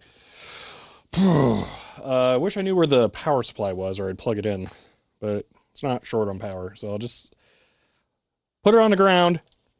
Well, down somewhere. Okay. What am I doing? Oh, yeah, this. We're hacking out a key.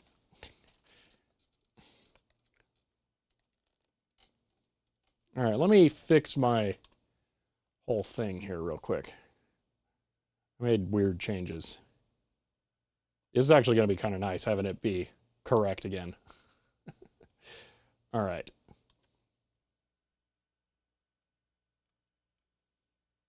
Okay. Goal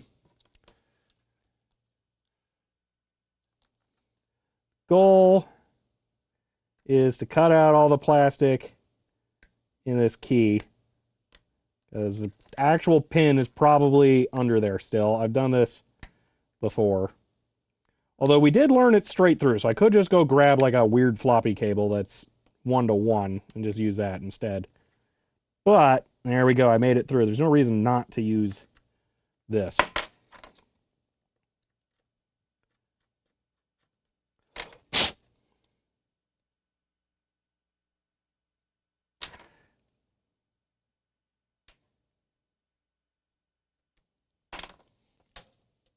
Let's maybe not use the Forte card. Why is there a, you know what, I'm not gonna, it's a wavetable card, okay. Boom. All right, so now the keyed connector can plug in, okay. And we'll go ahead and verify that it has continuity. Grabbing one multimeter.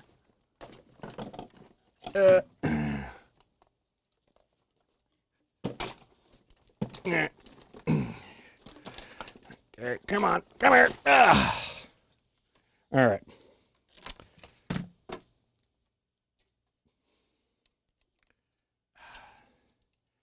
I just need a couple of jumper cables here. Usually there's some floating around down here. But not this time. No. Ooh, wait, a SIM ejector. That'll work. Why is it on a... You know what, I'm not even going to ask questions. All right, so this plugs in to there.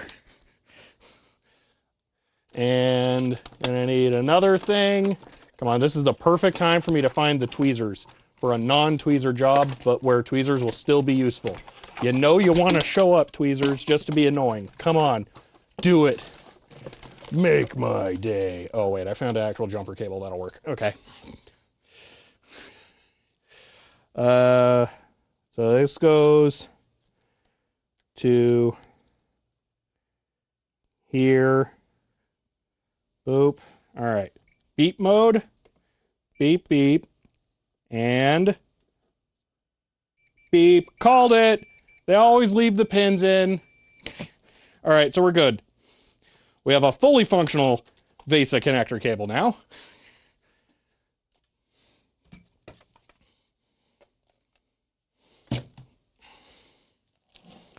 So, pin 1, boom. And this will go over to the video card. I like how it has to say DVD on it. All right. There's a lot of cards with, you know what? I haven't talked about that yet. Hold on. Let me just talk about this. All right. I already have a card picked out that we're going to try first.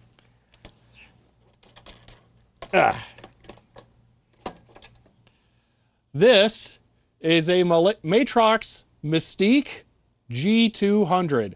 So this card has a feature connector on it, and it's VGA. This should work, I think, maybe. Now the problem is that there are a lot of cards that have the VESA feature connector, but not a lot of them that are compatible. So it doesn't really matter which cards have the connector, it's which ones have it and work with the VIP card. Now I heard that the Matrox Mystiques can actually work. So hopefully this does, but I don't know. So we're gonna find out if this card works. If not, we're gonna have to dig through my cards bin and try out random cards to find some that hopefully work. If we get to that point, I'm not optimistic, because Celgen also, of Celgen Studios, also has a Forte VFX-1. They actually got a dev kit, which is kind of crazy. And they only found one card that worked. And unfortunately for them, it was like an ATI 3D Now, and it sucked. So hopefully this works, because this is an okay card. So, yeah. I have no idea what that interface is. It's not labeled. Yeah, I don't know. No clue. This one's literally called feature connector. up top, though. So I'm fairly confident I know that that one's the feature connector. That's RAM down there. That adds more RAM, so that part's easy. No idea what that is. That's probably external DVI or maybe external VGA, but I bet external DVI. Okay. Can we have a poll on which card produces magic smoke first? No, because none of them. This card was hard enough to get my hands on, but more specifically, it was hard enough to get the driver disc that contains the beta for Tonic Trouble on it, which is kind of a cool little historical piece to have. So, Kenneth, I genuinely have no idea what the compatible set of cards will be.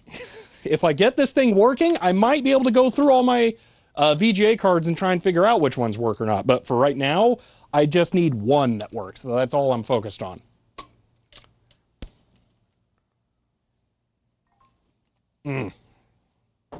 Who's sending me notifications while I'm live? Samsung? Trying to tell me that the legal terms for my account updated again. Okay, sure, yeah, because I care. Okay. Where are we at? All right, I need to put the Matrox back in. All right, so this is going to be our video card for now. Unfortunately, it's PCI, and the PCI slots on this are kind of like the server. They all end right in front of the heatsink, but this card just exactly doesn't hit the heatsink. So I can plug it in, but it's kind of tight, and I have to hold on to these other connectors while I do it so that it actually goes all the way down. So there we go. Well, there's that one. Read there's feature connector and advanced feature connector. Oh, they have the same pinout. I hate everything. Okay, well, hopefully it won't matter.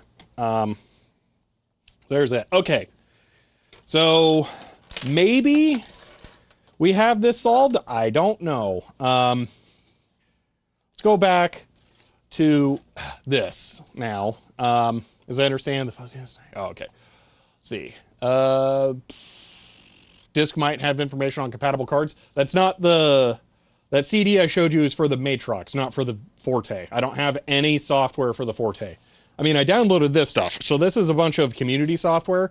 One of these is also, excuse me, the install CD and the bonus software CD, which we're going to lean heavily on because it comes with a lot of great stuff like Doom that should work on it. So we're going to check that out. Ooh, looks like there's a floppy as well. You know what? Let's go ahead. We'll extract this, and then I can show off some stuff here. Extract. Extract. Autotech subfolder. Boom. And thanks to the magic of writing my own KDE service menus. Oh, look, it's an ISO. Let me just extract the ISO into a folder. What's up? All right, this is a Matrox Mystique G200. So yeah, in here we have Doom. We've got Descent. I think this is Darker Dungeons. How about Heretic? So we got some good stuff there. Let's see. They didn't ISO the install disk. Okay, weird, but sure, we could have done that. Then we also have the floppy. Let's go ahead and extract FAT12 floppy disk format. Okay, so we have install and readme. Let's take a look at this. Yep, Doom for a 3D headset, not just 3D glasses. All right. So this is literally just a readme. This is hilarious. Okay. Interesting. That's a whole lot of words there. Yep. All right, let's continue. So what we're going to do, we're going to grab under driver this, I think that's the DOS driver thing, software. Yeah, I think that's the DOS driver for it. So I think we're going to try that. And you can never actually open these with ARC. So I'm not even going to bother. Hopefully that's a DOS driver. Now let's check this really quick. File, VFX-6, MS-DOS executable. Beautiful. Okay, so here's what we're going to do. We're going to pop that onto the DOS boot SD card over here. And then we're going to run that, and hopefully that will install all of the software for this thing. And then we can pop the VIP card in there and then test if it works. We're not going to connect the feature connector yet, and we're not going to connect the headset yet. We're just going to detect if the VIP card works. Let me see if I can find an example of what the positive result should be. Give me 1 second here.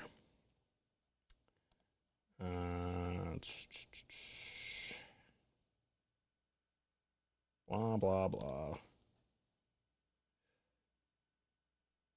Come on, show me pictures. And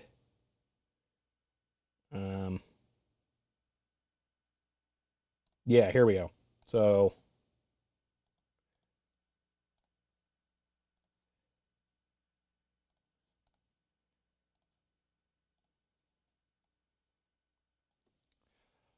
we should see two things. We should see this once we get into the software, that the interrupt and the card communication basically tests good. And then there's this. This is the software. They used version 1.75 apparently. We're going to use 2.16, but hopefully it all works out. So that's what I'm going with here. So let's put the boot card for this thing in there, and then we'll be able to fire it up. I got to connect a keyboard solution first. All right. Oh yeah. So here's one of the other reasons why I'm really excited about getting that HDMI scaler thing working. So you've seen me like do the video scaling where I like cram the video actually off to that side so you guys can see it and stuff. What I'm hoping to do is have for live streams the video scaled to 1600 by 1200, which is the resolution of the Dell 2001 FP there, which will let me have video always go to that and look right. Because right now I send it 1080p and it hates it. It can kind of do it, but it hates it. So I'll be able to send 1600 by 1200 to both that monitor and the HDMI scaler. Then I'll have the HDMI scaler re-squish it back to 1080p and stuff it over to the side for you guys. It's going to look a little terrible, and if I can, I might actually have the DVS510 use a input follow output resolution thing where it actually doesn't scale. It just always outputs the exact same resolution that it inputs, basically makes it a switcher. But it would also convert it to DVI. So maybe I can do that, and then this monitor can always get native video, but I don't know. We'll see. So, all right. Keyboard. Boom. And this is AT. I need to go rob the AT connector off of the Model M. It's not there. Why is it not there? Why do I let me touch things? Wait a minute. Is it over here? No, because that would have been handy. Is it just under the eMac? It is. Okay, there it is. All right. Okay, video or keyboard. Check. Oh, there was already an AT connector adapter plugged into it. Oh my gosh. Yeah, it's absolutely been one of those days. All right. AT keyboard and mouse plugged in. Let's just go. Let's just.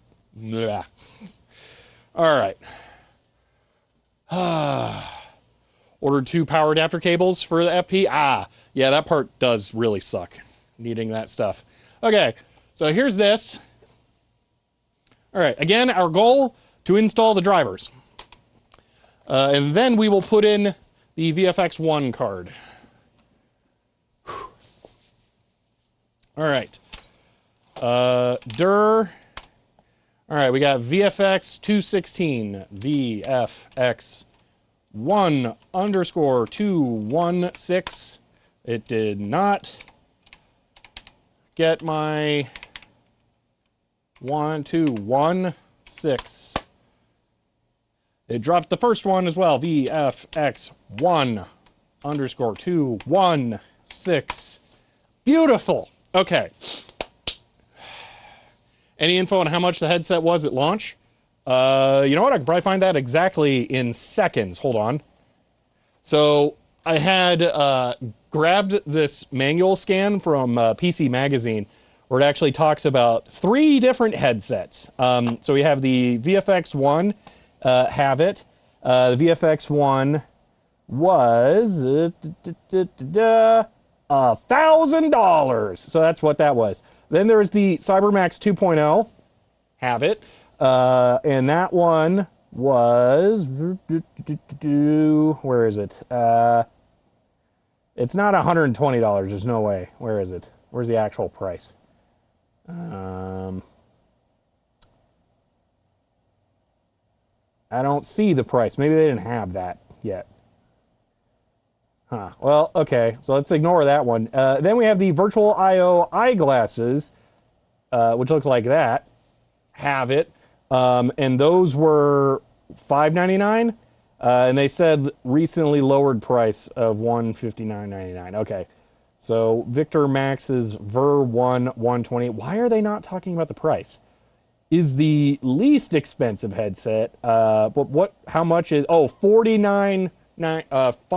There we go, 500. Man, that is a really terrible little print for that. But there you go. That's how much it was. All right. Let's see. So the card generates images and the headset card sucks out via the feature connector and handles all the accelerometers. Yes, exactly, Phillips, you got it. Basically, the VIP card has to, you know, I actually don't know what the VGA output's going to be, but what this has to get stereoscopic video from the video card somehow, split it into 2 display outputs, and then also handle the sensor outputs from the card back into it. So yeah, it's doing a lot of stuff. Okay, press any key, install VFX-1 headgear. Oh, let's run diagnostics. Must install the VFX-1 utilities. Sure, okay. Install headgear thingamajig. Okay. Probably seeing the words welcome to virtual reality in text mode. Yeah, really. All right.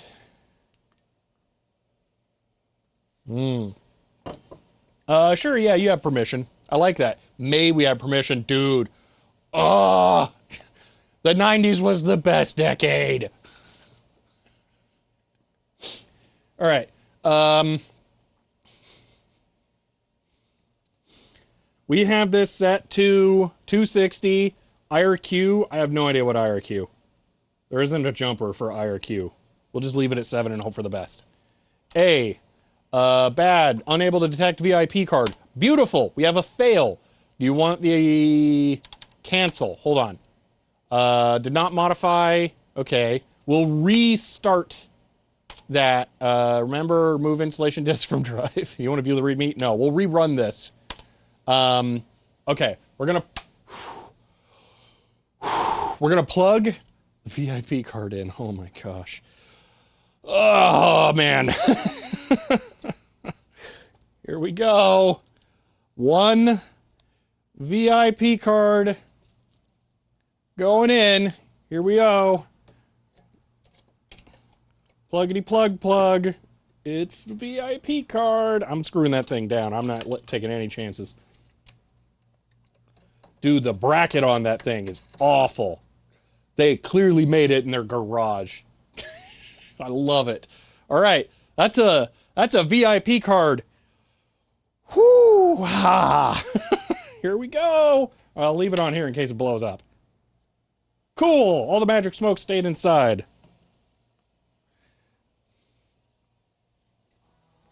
Yep, we got video. Okay.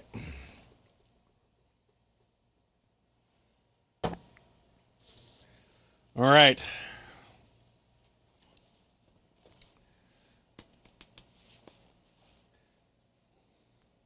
We're not doing the feature connector yet.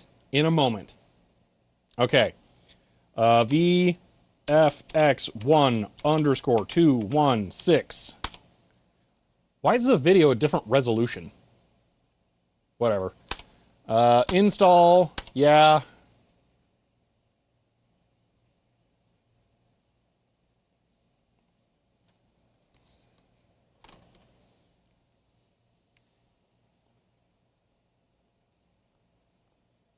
Yep, you have permission. Okay, here we go. Accept. Yes! There's a functional VIP card. Okay. All right. Okay. Oh, man. Yes, modify. Auto exec was modified. Finish. Remember, well, I don't want to read the README. Okay. Now, we're going to turn it on. Or we're not. Okay. Here we go. Here's what we're going to do. I don't think there's anything left to do except add the cable and do all the things. It's a thing. Okay, so pin 1 is right here on this, and pin 1 is right here on this. Now I could turn it on just like that, but I kind of want to make sure ground's the same on both. So here's what I'm going to do. I'm going to find something that kind of obviously looks like ground. I'm going to try and beat between them because ground should be the same between both through the motherboard. So I just want to make sure I am getting the pin out correct here. Okay.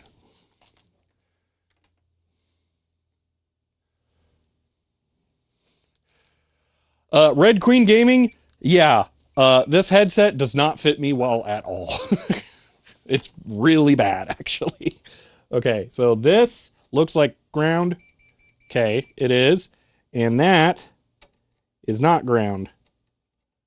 Is this? Oh, okay, yeah. Actually, no, that makes sense, because that's pin 1 there and pin 1 there. Okay, so those are grounds. All right, are there any other grounds? In the middle there. I think the hardware is just harder to come by than shiny. Yeah, well, why is this so nerve-wracking? Has this hardware been known? Whoops, I pulled off a thing.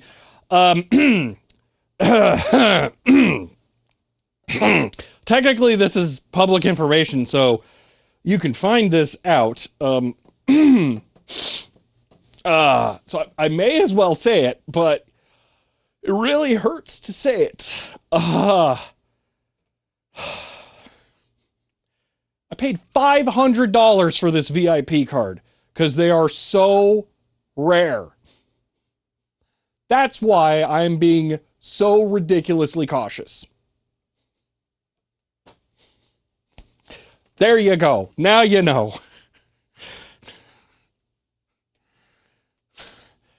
It is the most expensive vintage computer component I have ever bought.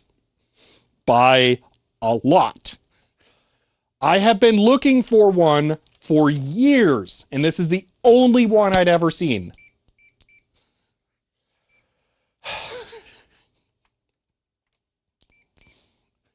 Did it come with a warranty? No. But those photos I showed you of what the test utility should look like were done by the seller. They tested it in that way before they sold it. So I was, you know, at least somewhat confident. Most expensive single component. You know it's back there, right? I didn't get those for $500. They come with $400 in cash. Yeah, I mean, I don't know if you understand how rare this is. The VFX-1 headsets are really, really hard to find. Okay, the other side of this should also be ground. So just under pin 1. Why does that not match? Is that ground? I don't like that.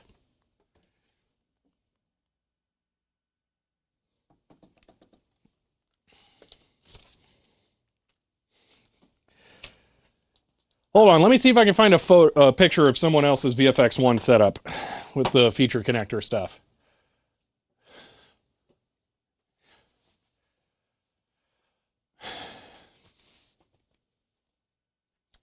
Should reverse engineer cloned it from the eBay photos? That is an Altera FPGA. Believe me, I would have. Let me see if I can find anyone who's actually set up one of these and has photos. Forte VIP card. And Red Queen Gaming, thank you for the 100 bits there. You take pictures of the card? Yes, I do actually really, really want to do that.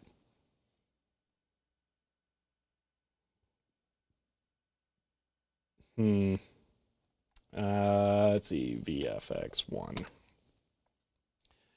Did I buy the headset and puck with the card? No, I wish. I wish I got that. Actually, though, I got that for half the cost of the card. So I did okay-ish on that. So, you know, but yeah, they're not easy to find. I'm wondering, you know, I'm just gonna skim through Celgene Studios video real quick like to see if they show what the thing is. Will it play Duke 3D? Yes. There is a Duke 3D driver for this. Oh, wait, are you getting... Okay, you're not getting sound, I don't think.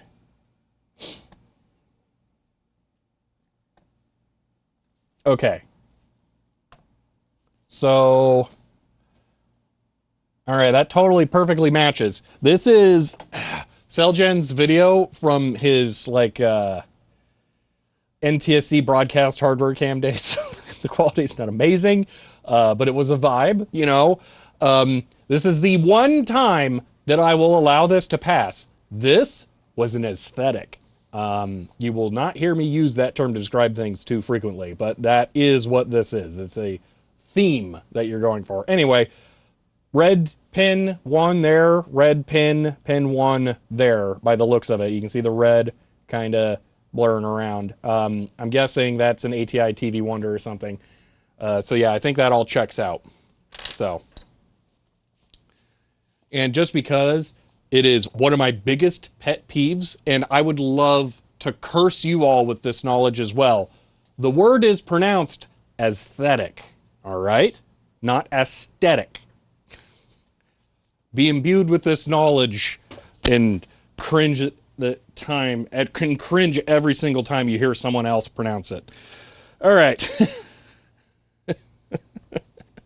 So, we know it should go pin 1 here and pin 1 here. Oh boy, here we go.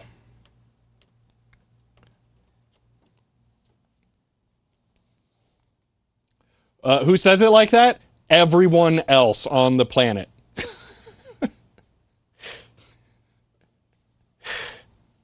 But yeah, also the word aesthetic gets way overused when most people mean cosmetic. Yeah. All right, so that's that. Oh, we have no reason not to plug in the headset. Oh my gosh. We're about to do this. I'm about to find out if my VFX-1 works. Oh my gosh. Okay. I don't have a sound card in there yet. That's still coming. All right. So, on the back of the thing, there's stuff. I think the puck has this SDL cable for the actual input connection, so that's separate. Let me get that out of there. Yeah. So that's a different cable. All right. How do you pronounce pedantic? There is no other way. How else would you pronounce pedantic? Unless you're trying to insinuate that I am myself pedantic about the word aesthetic and the usage of it, in which case you're right.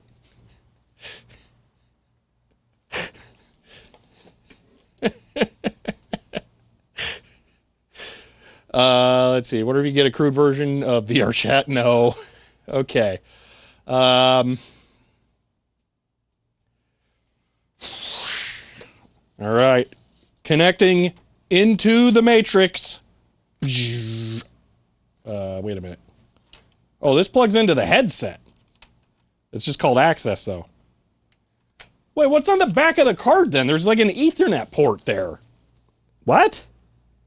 Wait, what goes where? I'm not missing a cable, am I? Hold on. Back to the manual.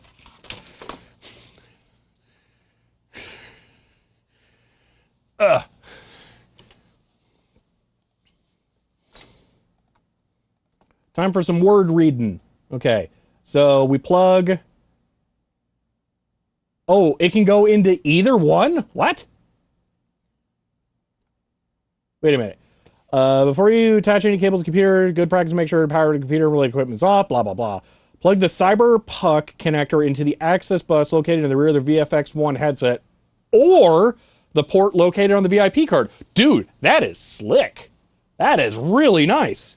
I don't know why you wouldn't just plug it into the headset, because that's going to be where the, you know, the arms are, but cool.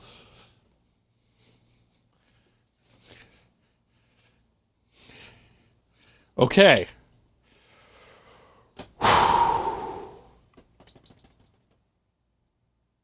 This is it. This is it. Moment of truth.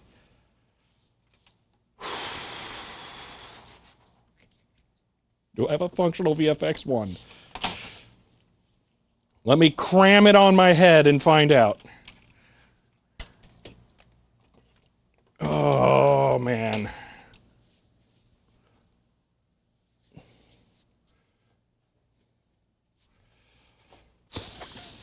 That's going to be VGA capture there, okay?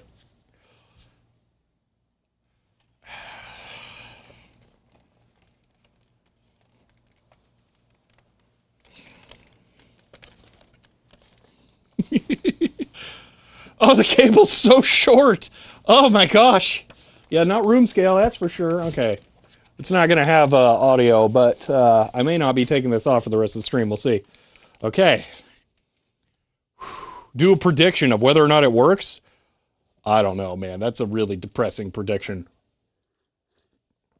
VFX-1 is coffee compatible, by the way. If Helen Croft wants to make a prediction, you can go ahead. I don't want to mess with that right now. Okay. I am entering the Matrix.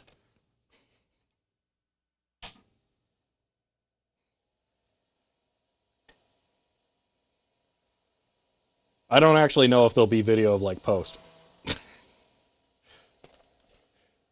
So far, there is not. Okay. So we'll still need to run the test demo software thing, I suspect. Are we going to see anything interesting? I don't think so, but I have no idea.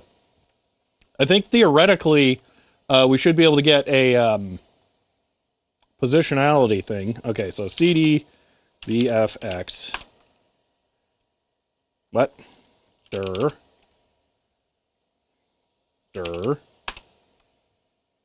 Oh, CD VFX-1. All right, you guys had aspirations. Dir. Okay. Dir. That's a lot of stuff, man. How do I just test it? Dir/P. Cities, Cyberpuck, readme, setup. Set VFX-1. Set VFX-1. Okay. There's video. It's kind of messed up, but there's video.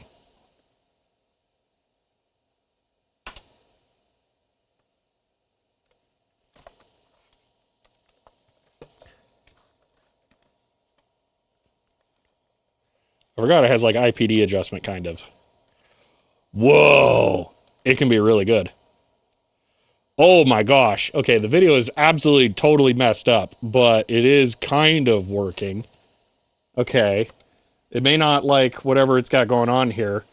Set VFX.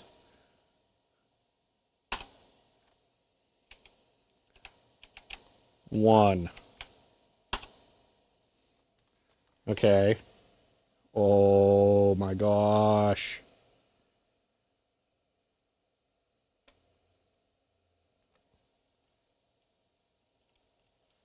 Where's the keys? There they are. Okay. Set up. Hold on. Test. Oh, that's stable. And now it's not. Dude. Oh my gosh! Oh man! Yeah, then the thing falls off. Dude! No!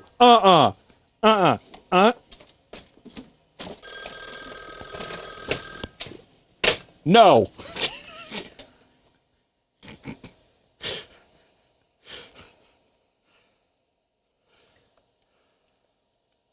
Okay. There is something wrong, but it is working.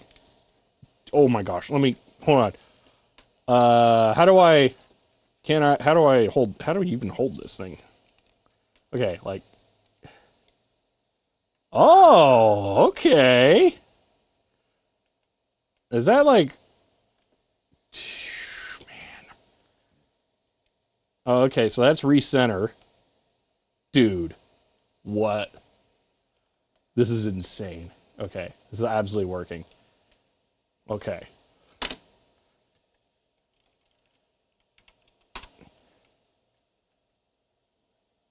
Set up VIP port. Okay, no, that's all fine. We don't need to mess with that. Set up optics. Oh, now that looks fine. That must be happening in the headset. Oh man, I really wish I could get it to like be farther away from my face. I need a pad up front. Oh my gosh, a pad up front would be amazing. Okay, I'm gonna add a pad up front. Whoa, real reality. Okay,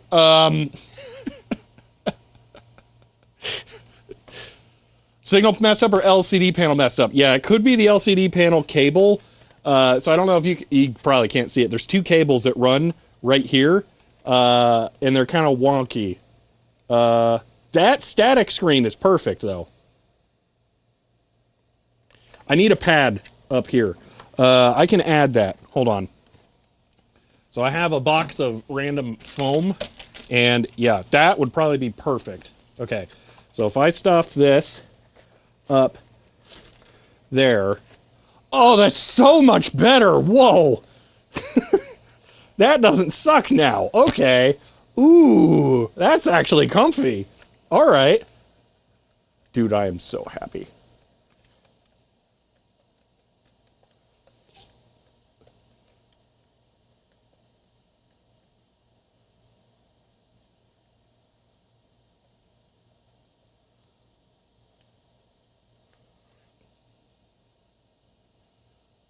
Okay.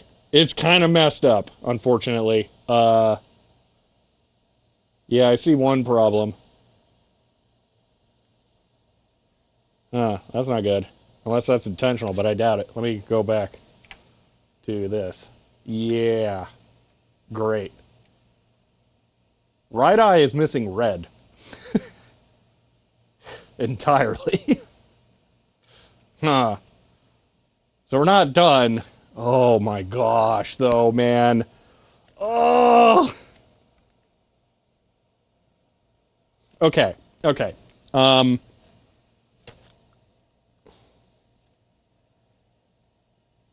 Yeah, all right. Calibrate optic. Oh, no, that's this. That's what we were just on. So the red that is around the top right thing is gone. Does thing have CCFL backlight? I don't know.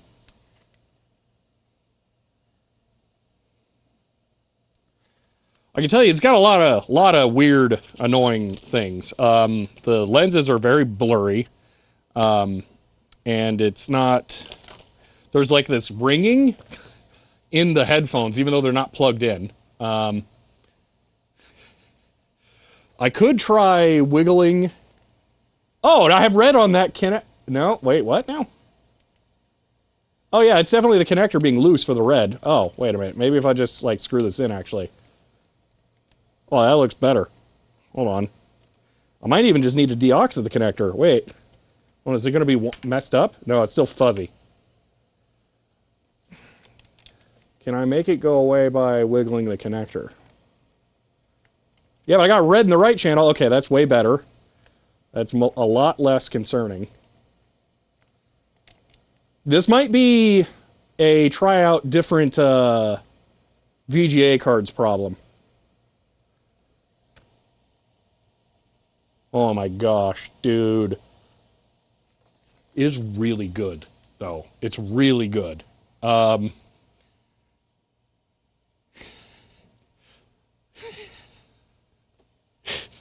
see your message in the history now, Dziak. That was a good one, but I'm not taking this off, and there's no way I could hear it with it on. Okay. We'll try.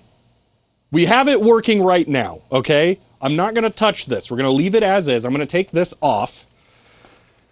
Okay? That pad absolutely has to go back in there. That thing made this work. I'm going to try and show you guys what the video looks like, okay? I'm going to attempt to do that. So, I'm going to grab the clamp thing and the arm. Let me go get the dual GoPro setup. Massive release, the LCD hasn't leaked. Well, hold on. I suspect the problem is video card compatibility, since it went into the weird resolution when I plugged in the VIP card, but I don't know. We'll find out. But I want you guys to see it, and I want to demonstrate the issue that it has, too. All right, so for those of you who weren't here yesterday, man, you were lucky.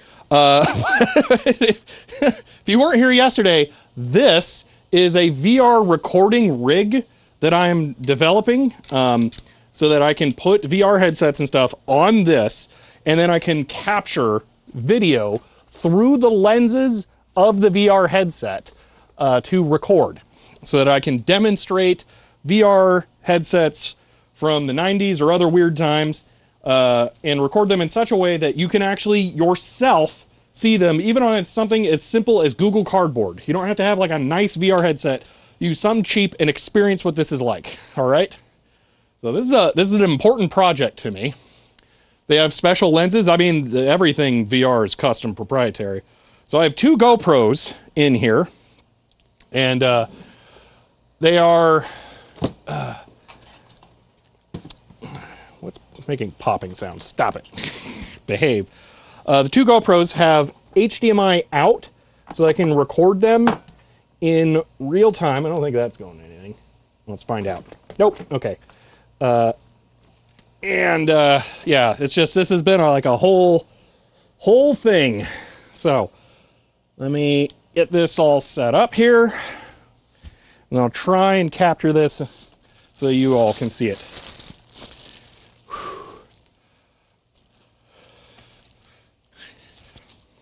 Oh, you might have been talking about the GoPros. No, the GoPros are bone stock. The only thing is I have a very weird media mod mounting setup.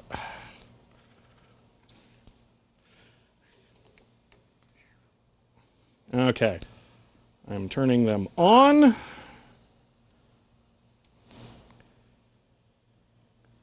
Maybe.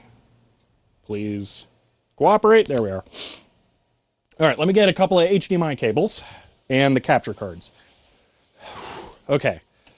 So that's not an HDMI cable. This is a bad HDMI cable. Oh, here's the other ones. Okay.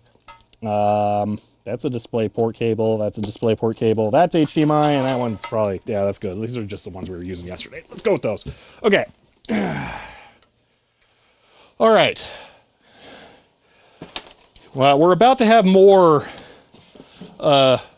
stream sourced cross-eyed viewing image options for those of you who want to attempt that. So yeah, what I'm about to demonstrate to you all, if you don't have a VR headset, you can probably try by just crossing your eyes while looking at the screen, and then focusing on the third image that will appear in between them.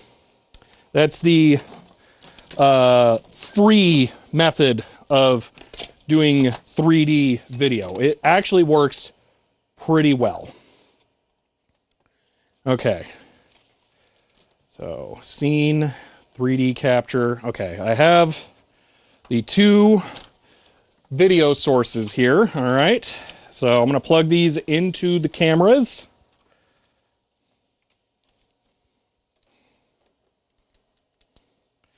This is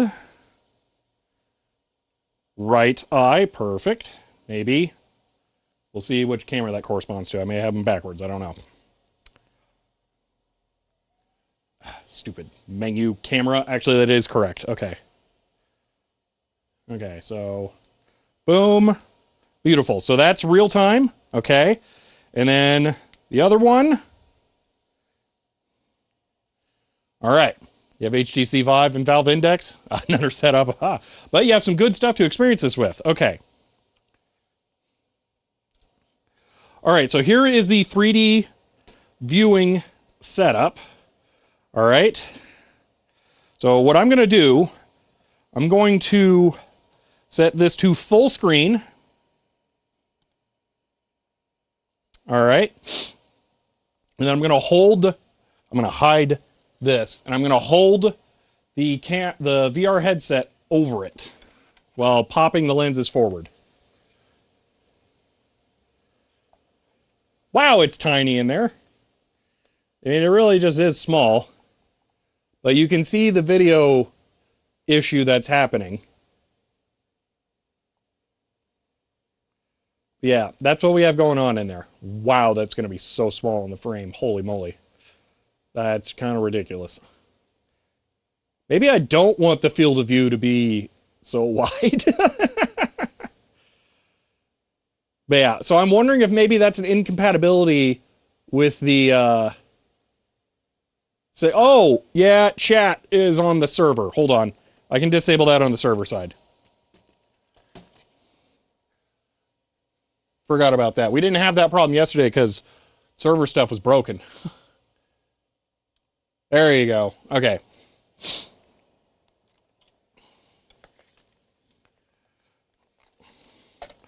So, I might maybe be able to get this to rest. Oh yeah, but it's also really heavy.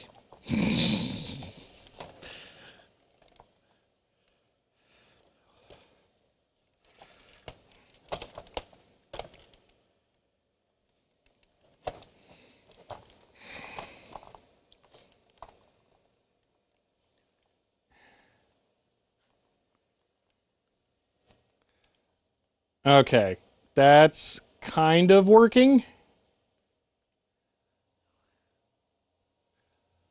Okay, now I want to turn off the backlight. I think, no, that's not helping the other one. All right, maybe push it over slightly. I don't know what it's going to take, but there you go. Now, it's not really 3D, but what I'm going to do is I'm going to go to Setup Optics, and now you'll see the images fine. Now, I don't know if this is in the headset, like this is a command mode, or if this is a static image that it likes. So I'm not sure. Yeah, I don't think it's an LCD problem. I'm wondering if maybe it is a sync mode issue between the two. Because the resolution changed on the card after I put in the VIP card. I don't know what caused that. This is DOS, yes.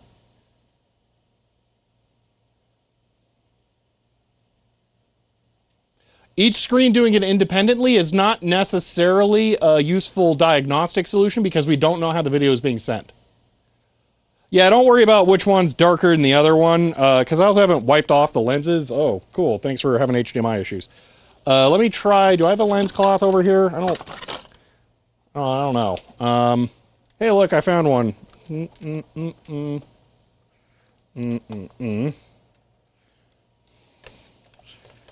so that might help.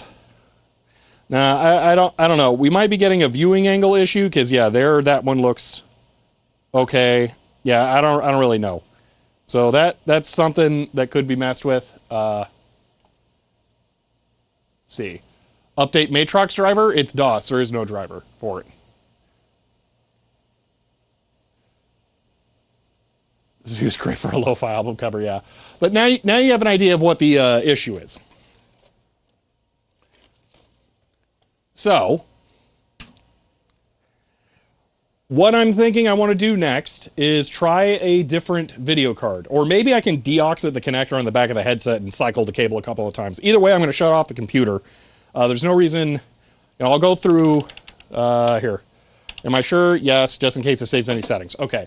Now, the reason I'm really thinking it might be the video card. Again, if we look, you can see that the text position has changed. The resolution is now different for some reason between before and after putting in the VIP card. So I'm wondering if maybe that messed something up.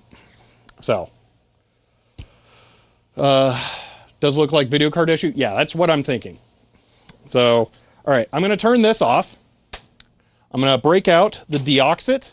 I'm going to put it on the male pins. Actually, we're just going to deoxit the cable on both ends, all right? Just so that we can eliminate this as a concern. So this is the video connector. This is one where I was like, hey, if you tighten the screws, then, the signal works. You can also see I tightened some hair into the screw because I did it while I had it on.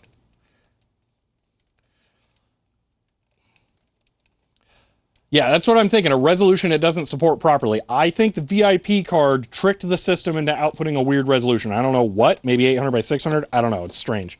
Okay, so... Why is there a weird short cable or pin?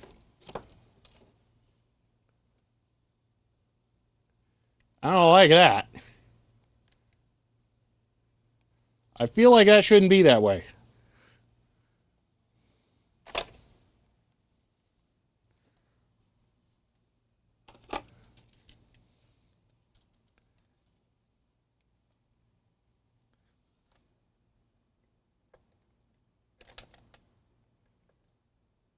No, it seems pretty solid. Maybe that's power. It's possible that's power, and it's intentionally lower in there so that all the grounds connect first. So I'm going to not touch that too much. Okay, if it was software issue in the graphics, we wouldn't also see the artifacts on the screen cap. So actually, we are seeing artifacts on the screen cap. That's the thing.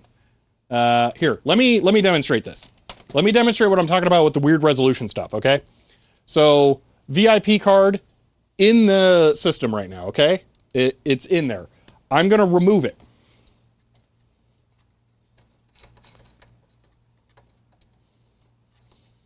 I like how I screwed in that side, but not the, movable side.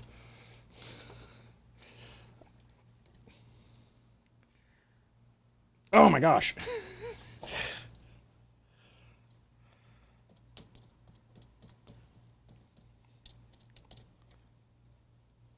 Okay.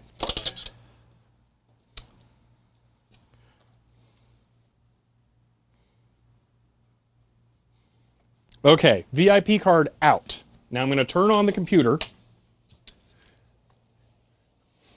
Now, see how the video is pushed over to the right?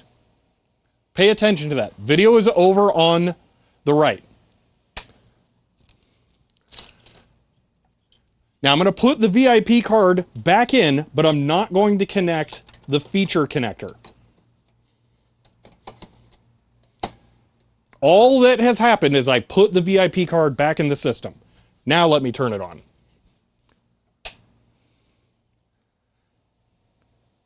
Oh, well now it's being normal.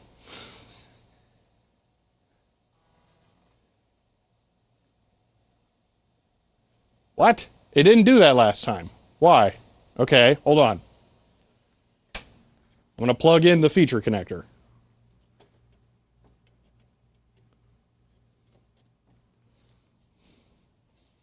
Powering on. Okay, now it's just messing with me. Okay. Let me plug in the headset cable.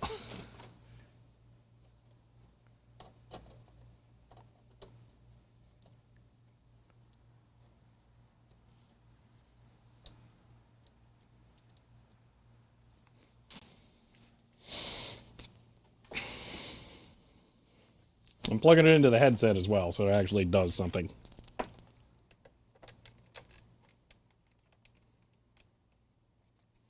I like how this cable is just like a 19-pin extension or something. Okay,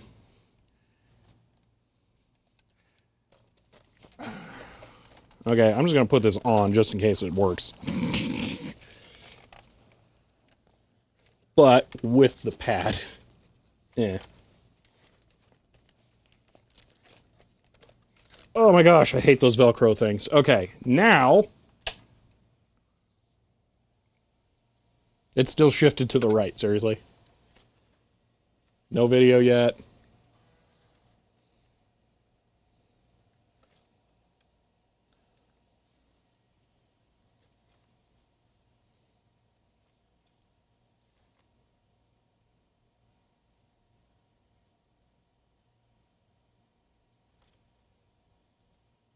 There we go.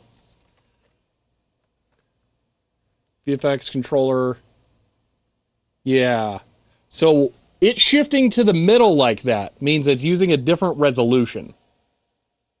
That's what I'm wondering. Now, I don't know if that resolution is necessary for this thing.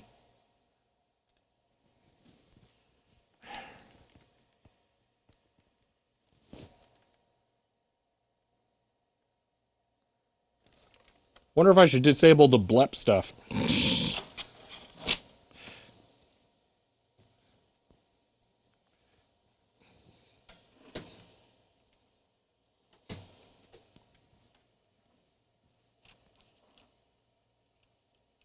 It jumps at the end of only. What? Not sure what you mean. Have you tried plugging the HP basic card in? That always helps. Yeah. Let's see. Edit auto exec.bap. If it used all the characters. Oh, it did. What a magic thing. Okay. So, oh my gosh, it hates that screen. Whoa. Oh, wow. Okay. I'm not a happy camper about that. Okay.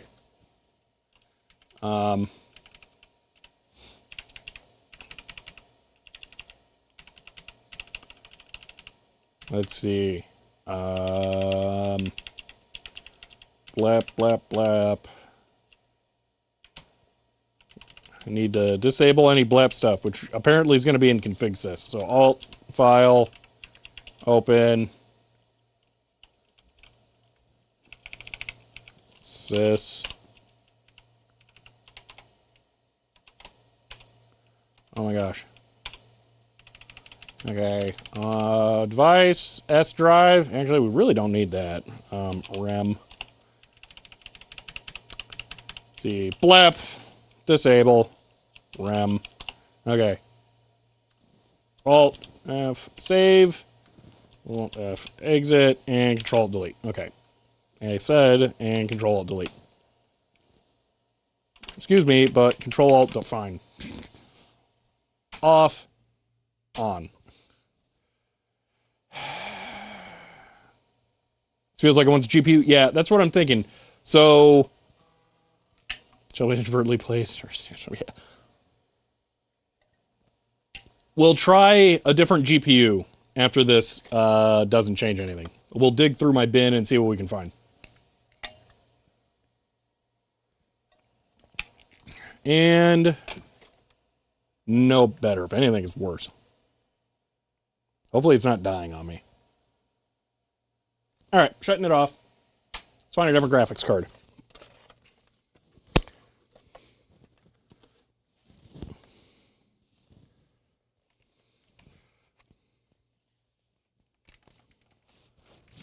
Ugh.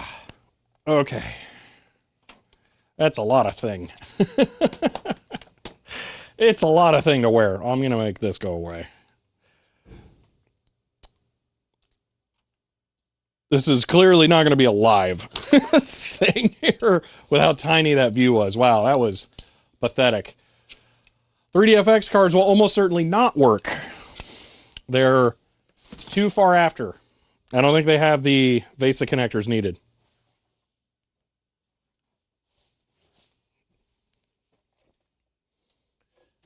Okay, video card bin time it is. So, what can we find? The Voodoo 5 will not work, no.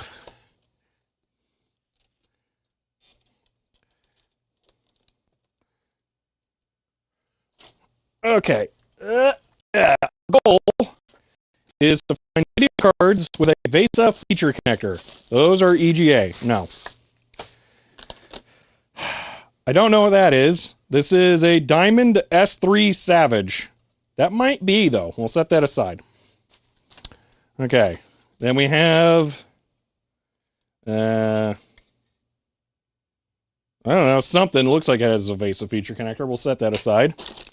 Then we have an S3 Verge onboard directly labeled feature connector. That one goes to the front of the line. Okay. A big ol' fancy pants Matrox. It's not the same card. Probably a feature connector there. Has the RAM. Well, we'll front of the line that one too. Big fancy pants thing. We have feature connector and then like feature connector VLB, I guess. I don't know. It's got like fancy. Maybe that's the advanced feature connector someone was talking about. I don't know. Wait, MPEG connector. Are there just two? Are they directly wired? Weird. Maybe though. This feels like a good candidate. So we'll set this aside. That feels like the best candidate probably. That's a Verge VX. I have no idea. NVIDIA Quadro, no feature connector, so this clearly sucks. This is the closest we're gonna get to finding a thing here that'll work. So, Voodoo 1. Okay, you guys actually don't understand why none of the early Voodoo cards are gonna work. Because they're not video cards. They're 3D accelerators. They don't have squat. So no, none of the Voodoos are gonna work. However, this Diamond Stealth card here might work. That's the feature connector. And these are a matched pair of Diamond Multimedia 3D cards, or cards, by the way. Absolutely in love with this pairing here. I have a system in mind to build for this. I just haven't done it yet. But yeah, this is like a big time plan for me to do that. But yeah, so no Voodoos are gonna work. Because the Voodoo 3 was too late. I know you're joking about the 3DFX suggestion, but for anyone who wants to know, because it seems really awesome, like, oh my gosh, VR with Voodoo? Dude! But it's just not gonna work, unfortunately. So that's a no. Alright. I want to put these over here. Okay, that's no. Oh wait, no, we didn't actually look at that. We got this thing. We have bigger, fancier S3 card, Vision 986 with feature connector, and whatever that is. So yeah, maybe. We have some options there. So let's just pop that in. I don't know why. This must be like a Windows 3.1.1, like bad Mama Jamma video card with the dual monitor. Yeah. So maybe that one's too much. That one might be too cool for school. So we'll put that in the maybe pile. All right. There's that stupid Quadro again. Useless. Dumb ATI card that only exists because it was short enough for me to put in my server. We've got an S3 Trio 64V+. This has the feature connector extended there. That's a potential card. And yeah, I think Hiram said, you have a lot of S3 cards? Yes. Alright. Then we have the only Voodoo card that might work.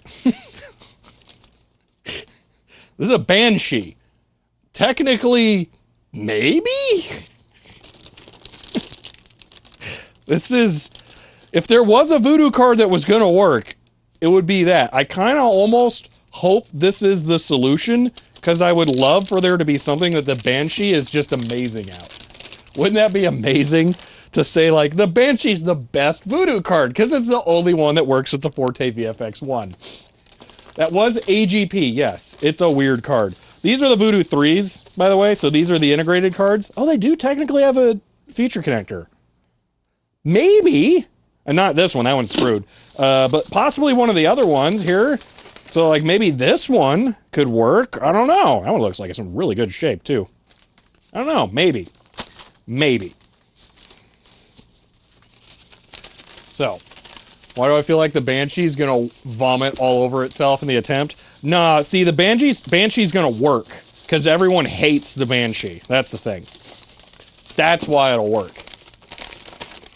SLI was a thing, but you can't use the feature connector for that. That's not how that works.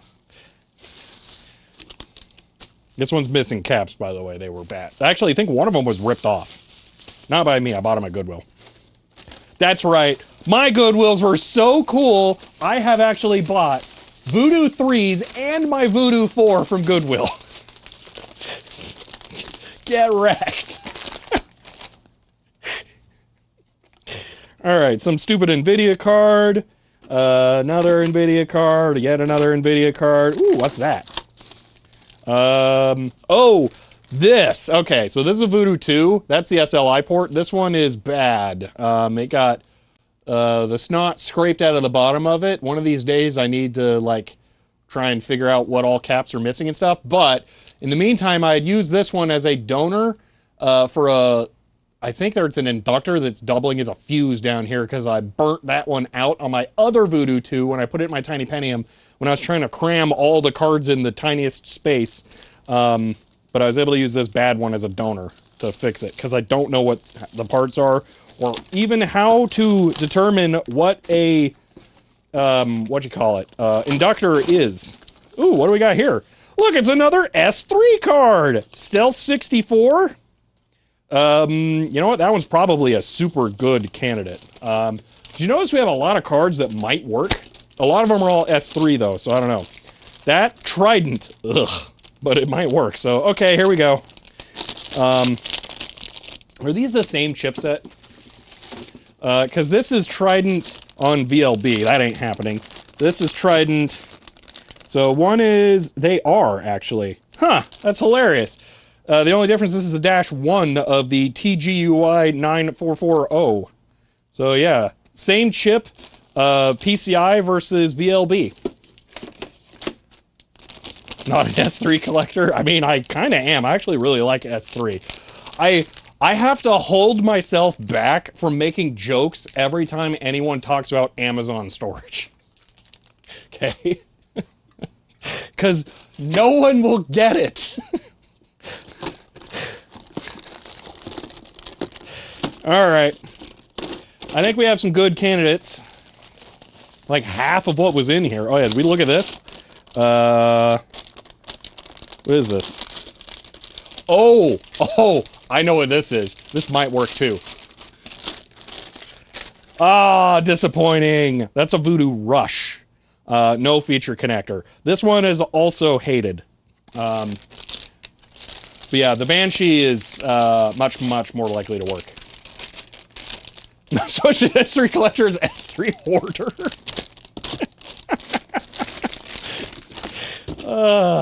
Alright. Alright. Yeah, so we got a lot of cards we can go through now. See if we can find one that works. So I'm going to put that down there, and every time one doesn't fix the problem, we'll just pop it down in there. We also don't know if they'll work. So we got a lot to try here. So I'm going to start with one that has the feature connector really obviously labeled, and we'll work from there. So this one, the S3 Verge VX, has the feature connector really directly, clearly labeled. Yeah, I'll give this one a shot, and we'll see. Oh, yeah, that. We'll try this one first. Okay. Wow.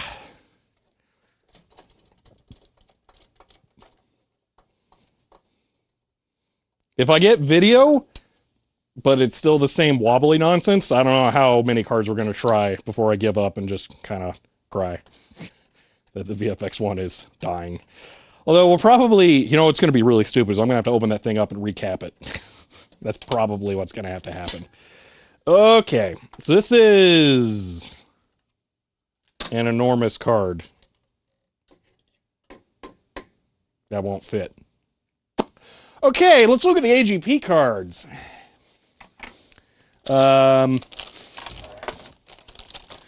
Let's see. Which one of these? That's the maybe pile. Hold on, is there an AGP? Yeah, here we go. This is something. I don't think I want to try that one. I think I want to try this. Diamond Stealth. This is an S3 Savage 4. Okay, we're going to do this one. Yeah. We're going to do that one. AGP doesn't collide with the CPU cooler. Okay.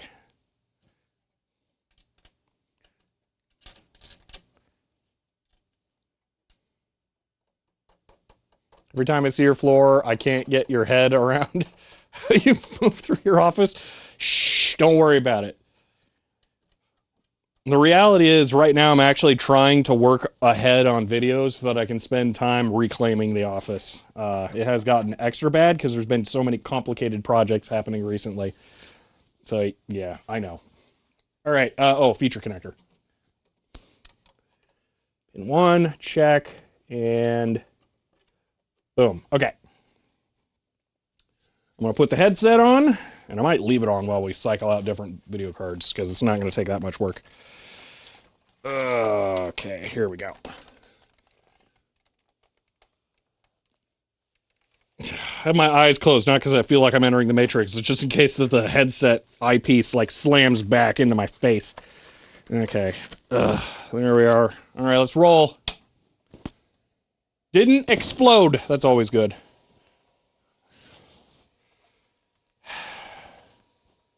HP with feature connector, was this dark magic? I don't know, I got several of them here. Here's another one.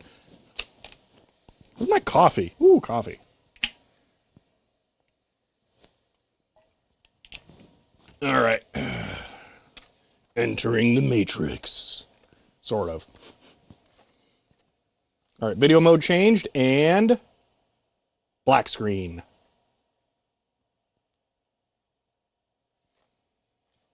Yeah, that's not a good sign. CD, VFX-1. What is it? Set VFX-1. Nothing. All right, next card. Okay. The next one's going to be some other random AGP card. Because it's going to have to be AGP.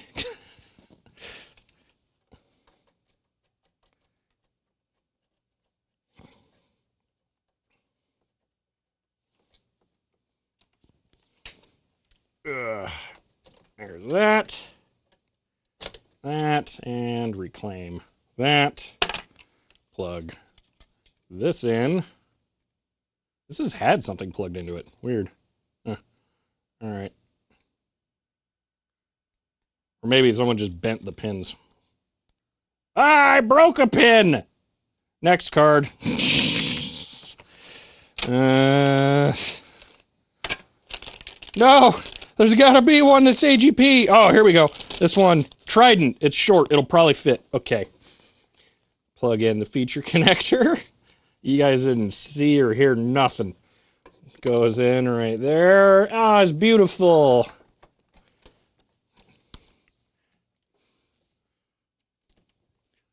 The black screen indicates it's sensitive to graphics card rather than headset that's damaged. Yeah, most likely.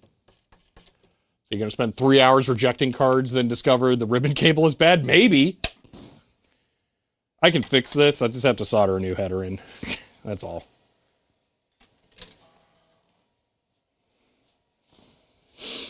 Saved by Trident? Maybe. This is a Trident card. All right. Entering matrix. Now I can't drink coffee. Hold on. Okay. And it's perfect! Yes!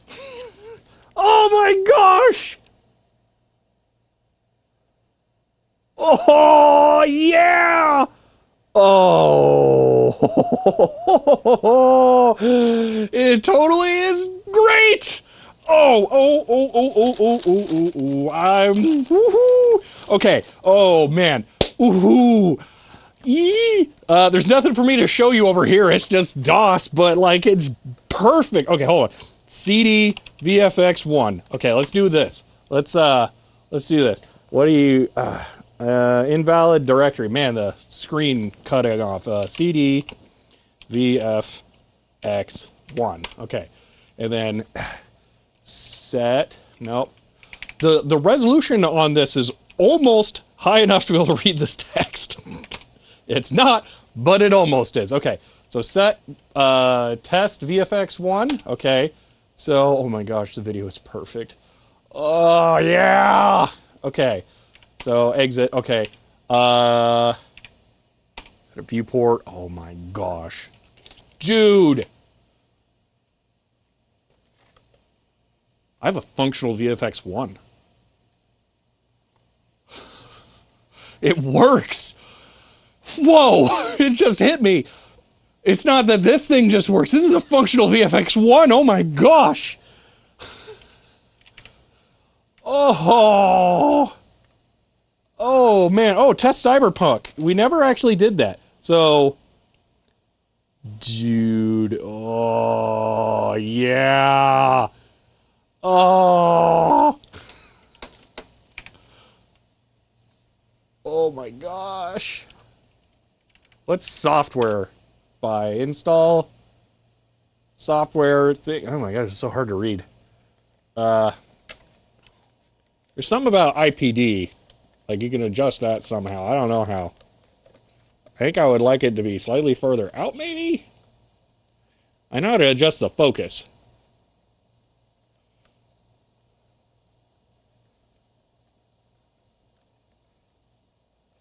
But there's some kind of... Oh, you just literally push them side by side. Oh, that's way better! Oh, they needed to go in slightly. Oh, now that makes my brain not die. Oh, that's nice. Okay. Right one's still a little, maybe right there. Yeah, that's better. Ooh, now that's how it should be. Ooh. Okay, this thing's kind of awesome. Kind of sweet here. Okay. What we need to do now is get software onto the computer. So this is functional, okay? It's gonna flex. You have a Totino's pizza, but the VFX-1 clearly wins. I don't know. Totino's pizzas are pretty darn good. I mean, they're also getting kind of expensive. You seen like an individual Totino's pizza is over $2 now, dude? What? Like, I'm the kind of idiot that's gonna pay $500 for a stupid old card, you know, that no one wants. But like, $2 for that? Come on. Oh man. Okay. Doom. We need Doom on here. Okay. So here's what we're going to do. I'm going to shut this off, pull out the SD card. I'm going to pop it in my computer. And you know how we extracted the contents of the ISO? We're just going to put all that right back in there. We're going to put the... we're going to take Doom out of that, and we're going to put it in the MS-DOS SD card. And see if we can play Doom in 3D. I'm gonna put it in the VFX-1 folder because, yeah, I don't want to deal with that stuff. Oh, F5 on the DOS keyboard. It's not gonna exactly work. Okay, here we go. Graphics, VFX-1, software, ISO, bonus software. Okay, I'm gonna just put Doom in here. DOS software usually runs without actually having drivers, and we have the drivers installed, so this will probably just work. I can pop Descent in there too, so you can watch me vomit all over. So, Duke Nukem is not here. However, I actually have, if we go to driver, And games, we have the Duke 3D driver. So I don't know exactly how this works, but this should apparently patch Duke to work with this thing. We also have it for Hexen 2, Quake 2, Redneck Rampage, Wind Quake. So there's some good options here. So we're going to try just Doom and Descent first, because those I think will work without needing weird stuff set up. So popping that back in there. Boom. Okay. You know what I just realized? The video probably gets weird over here because it's setting some kind of dual screen mode on the video card. I bet that's why it gets wonky. Okay. I don't know what you'll do with the puck in Doom. I kind of hope you can, like, move around and stuff. It technically has some Windows support. Not sure you'll be able to play a long time with low resolution. Oh, you don't know me. You give me an option to play something cool or weird, I don't really care what it takes. Okay, CD VFX-1. I think that was... Oh, that's correct. CD Doom. CD Doom. Because I don't actually know what's in here. I can't read that because it's cropped. De-ice. Oh, I have to install it. De-ice, I guess. Fine. Yeah, we'll install it to C, but Doom technically... Wait, it's not just... Wait, it's just Doom 166? Oh, hold on. CD. I already have that installed. Oh, the positioning's way better. Unfortunately, there's a lot of dust and dirt inside of this that I can see. CD... Whoa, it positioned in such a way that I can actually read this now. What? Hold on, setup. Why can I actually read the text now? Okay. Choose sound effects. Choose... Wait a minute. Oh, it may still be like a weird patched version.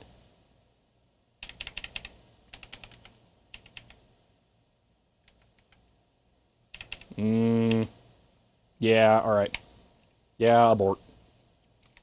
Alright, we'll go back to the VFX Doom. CD, VFX. Okay, I genuinely feel like I'm in the Matrix now because I can actually read this on the headset. This is hilarious. CVFX1. Now if I could just type. Dude, this is the weirdest experience. Oh my gosh. I'm just sitting here. This is the DOS version of the Apple Vision Pro where I'm just like in my own land, like, do computer. This is hilarious. I've never had an experience like this. Okay, de-ice. Yeah, we're going to C. Boom. Doom 3D. Yeah, always make the directory software. Jeez, okay. We're in Doom 3D. Okay, Doom 1. This isn't the shareware version, is it? I bet it is. Alright, fine. Okay. Did de-ice just give me a self-extracting executable? Are you serious? Set up. Okay. Yeah, keyboard only. We're gonna go nothing for music yet, because we don't have a music card installed. We're gonna go PC speaker sound.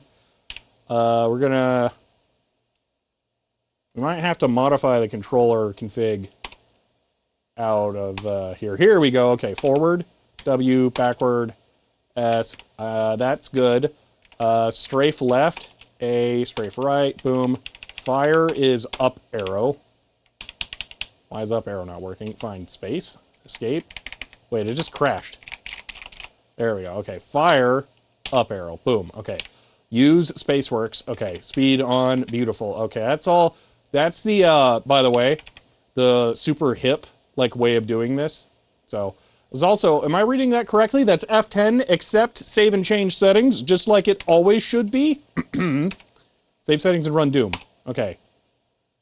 Okay, that's 2D, whatever. New game. Hurt me plenty, okay.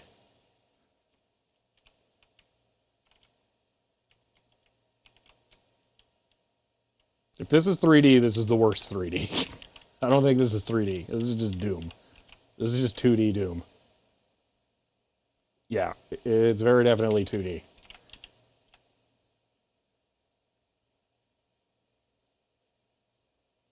So, how do I do VFX-1 mode?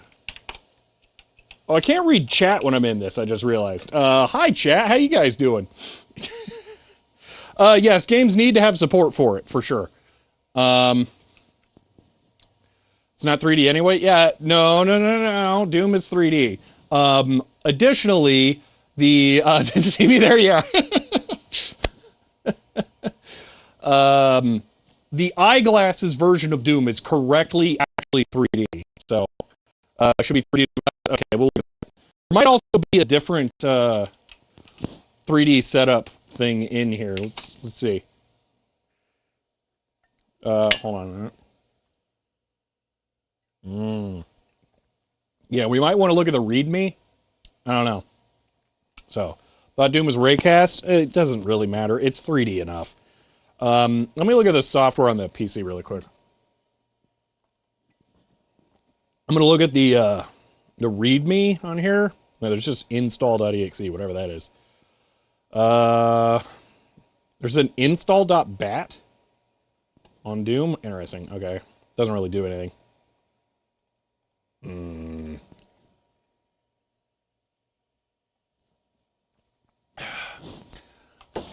Generally, how this works for this kind of stuff is that the software will have a setting somewhere. It might, you know what? Hold on. Doom. Wait a minute. I have an idea.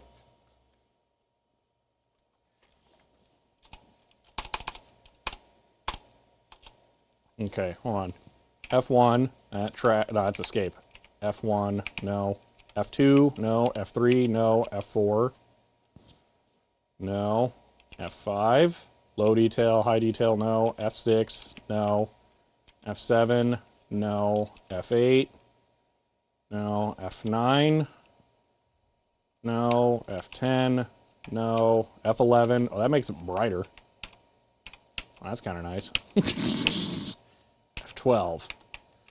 No, actually, that's what it needs to be for this headset. Probably looks awful over there.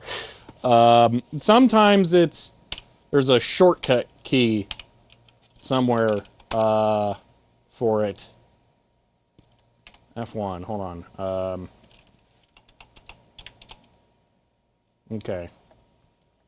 Is that legible? Is that not legible? Okay. Quick save, blah, blah, blah. Yeah, how do I enable 3D mode? Doom Sport isn't for 3D. We'll let you just use the Cyberpuck for control.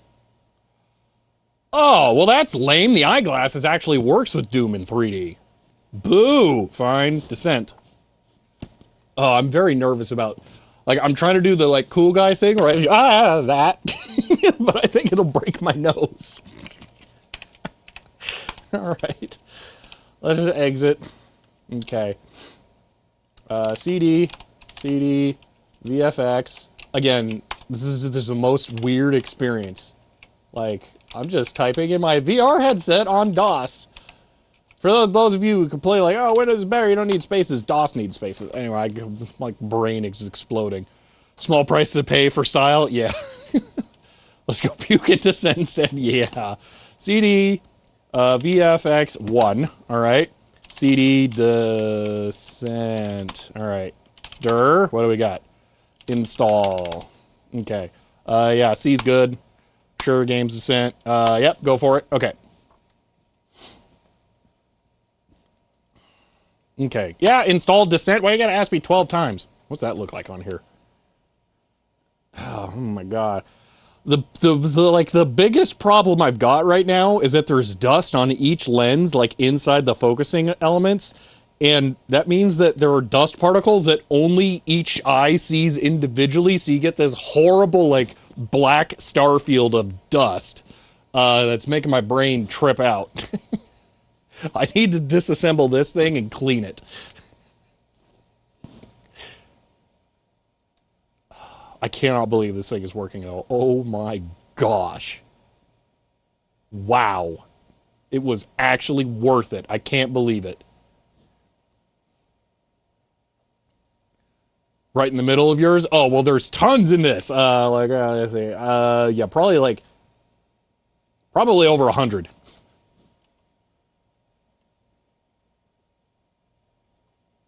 Not lens mold. I genuinely don't know. I don't... Yeah, hopefully it's cleanable. That would be nice. I really like the right one to be clean, too, because it's very blurry. Dude, how long does it take to install Descent on a Pentium?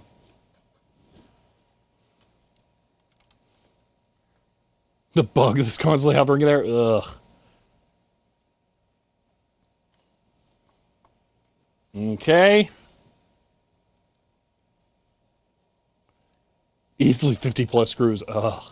At least this thing's from 1995. There's going to be like 3 screws holding it together. Alright, entering setup. We don't care about any of that. Is that all just sound? Yeah, whatever. Change digital sound card. None. Change music card. None. Test digital music. Okay, exit. Yes.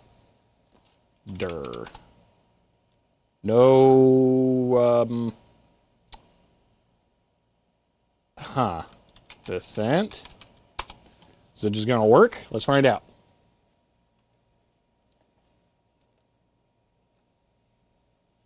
You know what? I want to say that's farther into the screen than before. Enter pilot name. Dude. Yeah, keyboard only. Okay, new game. Trainee. It's hard to tell. I know these are static images, so I don't expect those to be 3D. I swear that's 3D. Like, I really, really think that's 3D. I think that green text is behind the dude's head. It's hard to tell, though.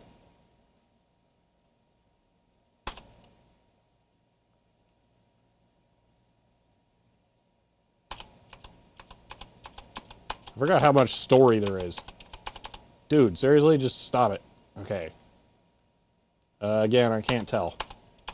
Just whatever. I don't care. I'm going to kill anything that moves. That's all I need to know.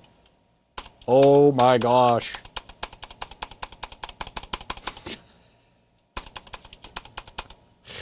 All right.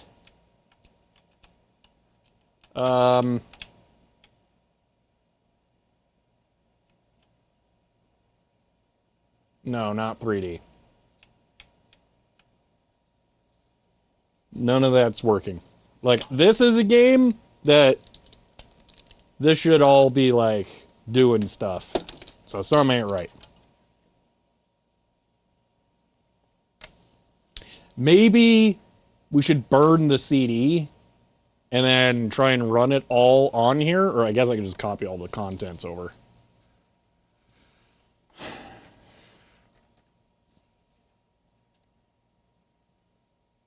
Just to die after 5 seconds? Yeah, really.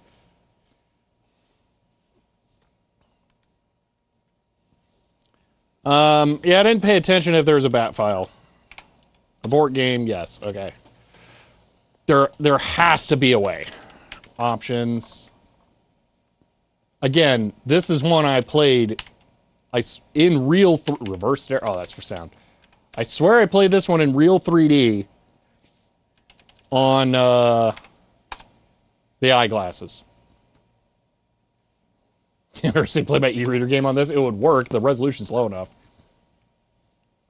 Okay, hold on. Durr. Okay, setup. I gotta just file in there, dude, now.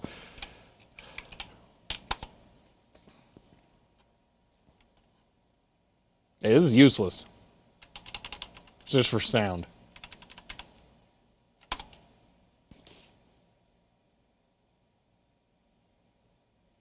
How am I supposed to test the 3D on the 3D thing when it won't do the 3D?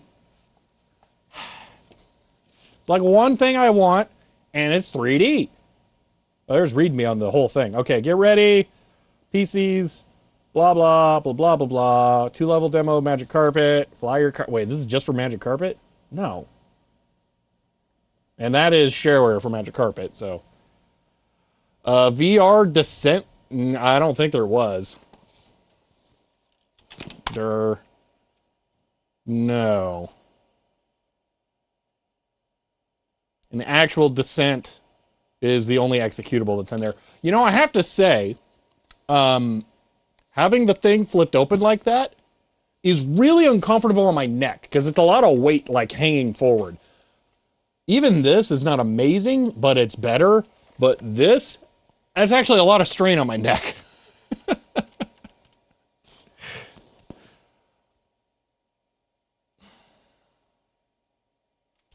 All right, we're gonna go back to Doom because someone said that supposedly you can, in the config options, change that. So Doom 3D, dir. All right, so let's look at, where is it? Edit, default.cfg maybe? Okay.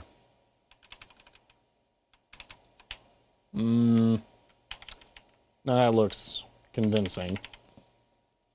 That'd actually be worth taping some weights to the back of it. Yeah, honestly, it might. This really hurts. Most DOS games work fine on the VFX-1. Packed in Descent demo just produced garbage on the screen. Required to reboot the system. Interesting. Only the Descent 2 demo is listed as native. Wait, only the Descent 2 demo, not even actual Descent 2? Ugh.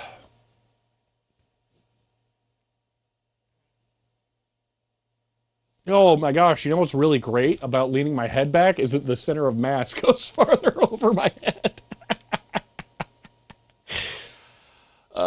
Native VFX-1 driver and setup for, Yeah, no, do some Googling, DZ. I appreciate it. I can't do that on stream easily. So, Sent1 says it needs driver. Do I have a... I mean, wouldn't it have been installed with the driver? Driver. Games. I don't have a Descent driver. Yeah, I can't click the lists and read stuff right now. I know there's an enormous list out there. Mentions that VR mouse is required for Doom. Apparently supplied with VFX-1 headgear. I wonder if that's in the folder. Well, yes, I am a Vim user. How did you know?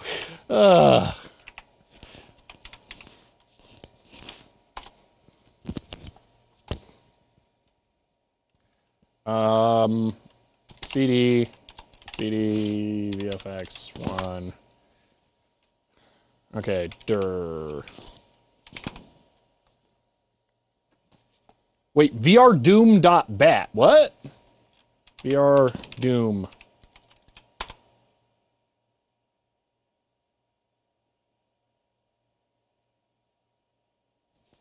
Hold on. Wait a minute.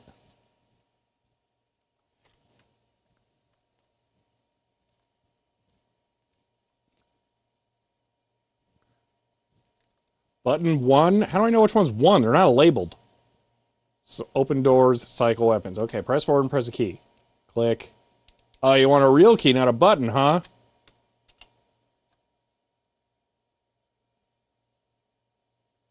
Testing keyboard. Please stop typing. Bro, you're the one who told me to do a key.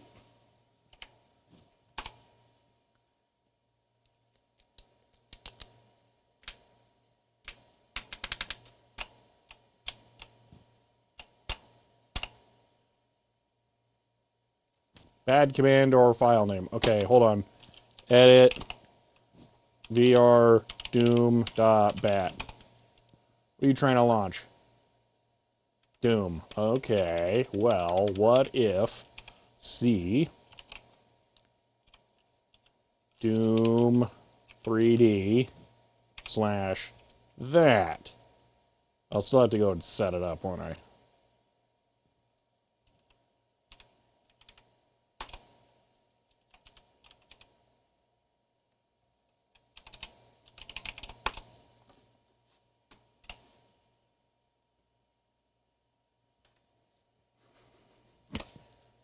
Let's see. I'm just curious. What's this going to do?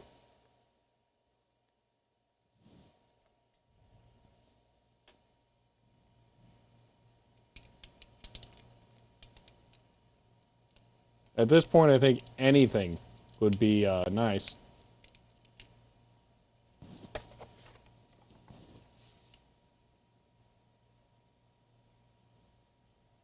Yeah, it seems like nothing.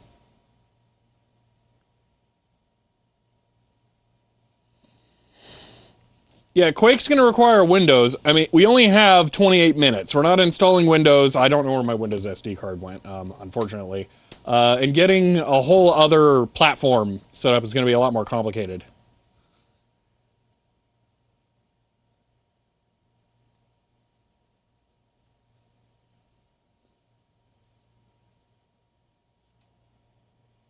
Time to buy some land in the metaverse. Yeah, really. But it's absolutely working. I just need to find the right software now. So at least there's that. All right. Hold on. Can I do this? Wait a minute.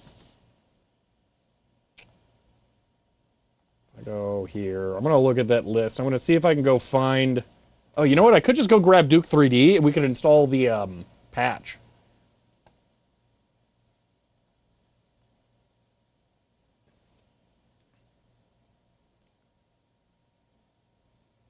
All right, hold on. I'm gonna go look at that list.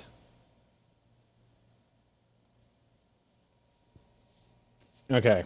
Compatible stuff nonsense. Okay. 3D video is almost nothing. Magic Carpet, I have that, but nah. Quake, Hexen 2.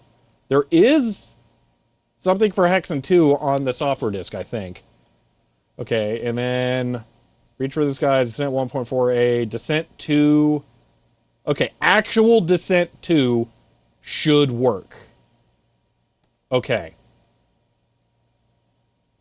So maybe I go and get actual Descent 2. There's some horrible 3D nonsense. Wait a minute, I'm out of track here. Okay, so that column.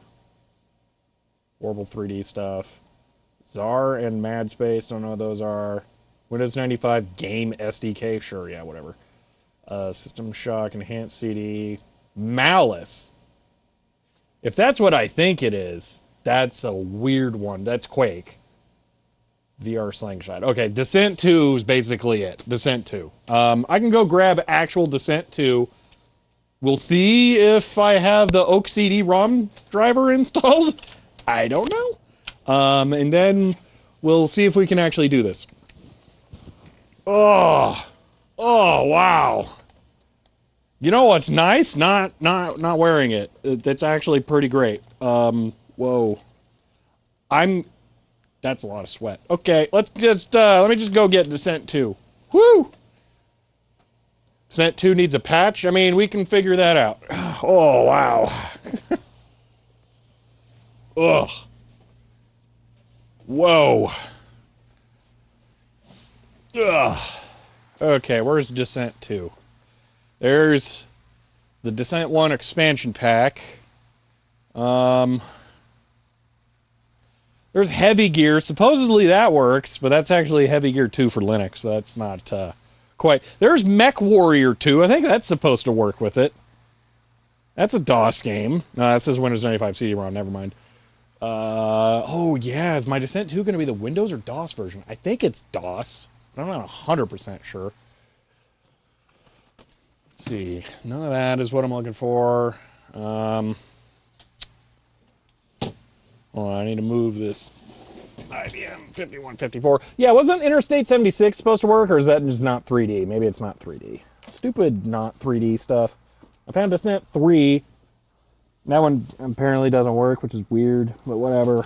Power DVD, StarCraft, some Linuxes, VidGrid. Really big Half-Life. Why is that so big? Descent 2's not over there. All right, I'm going to go look in the hallway for Descent 2. I'm going to get whiplash from my head having that heavy sucker on it. Oh, my gosh. Okay. One of the cool things, I think you guys can still hear me right now. One of the cool things about the vintage VR stuff is that they don't really do a good job of isolation. And I actually think that's a good feature. I like not being isolated in the headset. I don't want it to be completely covering all of my senses to the outside world. The VFX-1 does not do that. So it makes it easier to feel grounded. Boom! Descent 2. CD-ROM, Windows 95, and DOS version. Beautiful. Okay.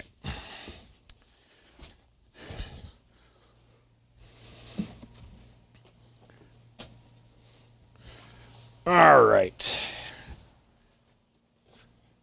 For the record, I just saw Wolfenstein 3D, which I know for a fact supports the Simulize headset glasses without needing a driver. Why is this sealed?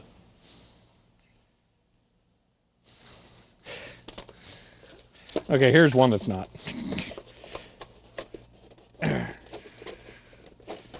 Okay.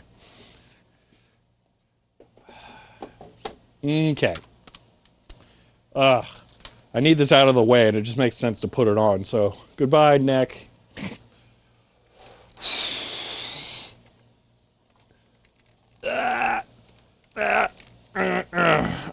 The pad has been there. It's jamming into the Velcro things now, so it's actually starting to stick in place. All right.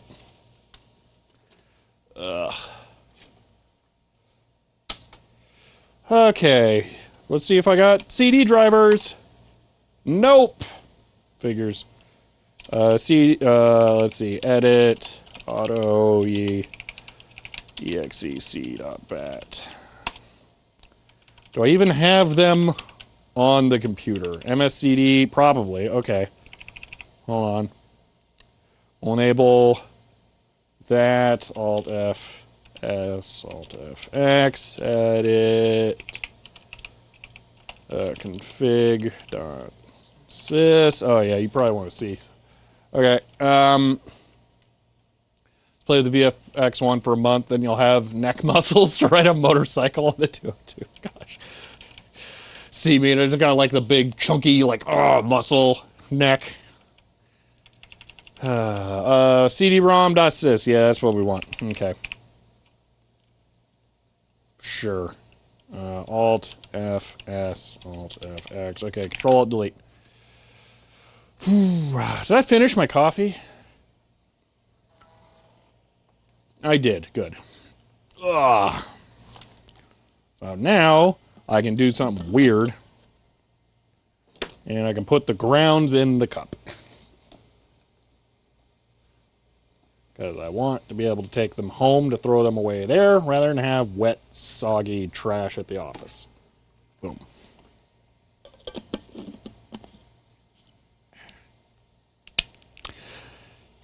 And I have no problem unsealing stuff. It's just when I do, invalid CD-ROM. Fail, I guess. Abort, maybe. I don't know. What did I do wrong? No CD-ROM driver. Where did I mess up? Edit. Config.sys. Were there like 2 of them? Oh, that's a weird one. Okay, CD 00. 01.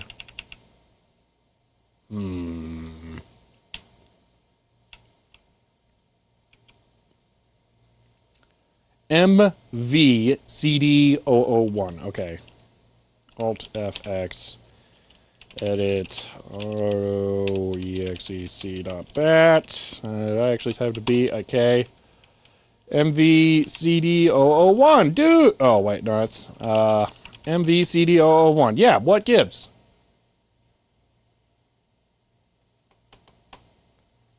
No LMS size Philips CD-ROM drive? Yeah, no. Also, how's this looking in here? Oh, it's beautiful. That's very, very blue. Okay. Huh.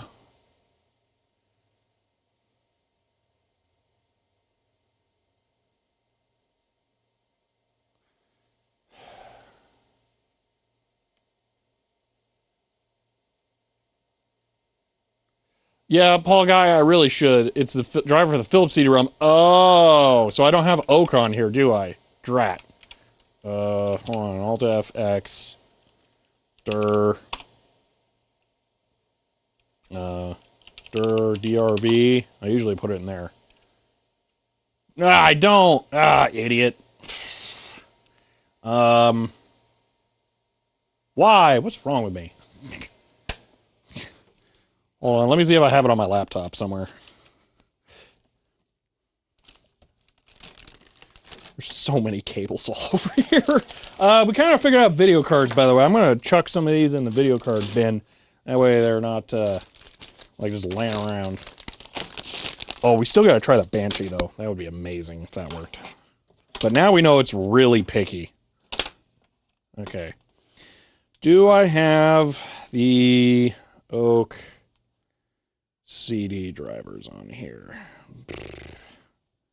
VM, DOS, disks. No. Why didn't I make one for CD? Ugh. Walks around the VFX-1 on its side, yeah.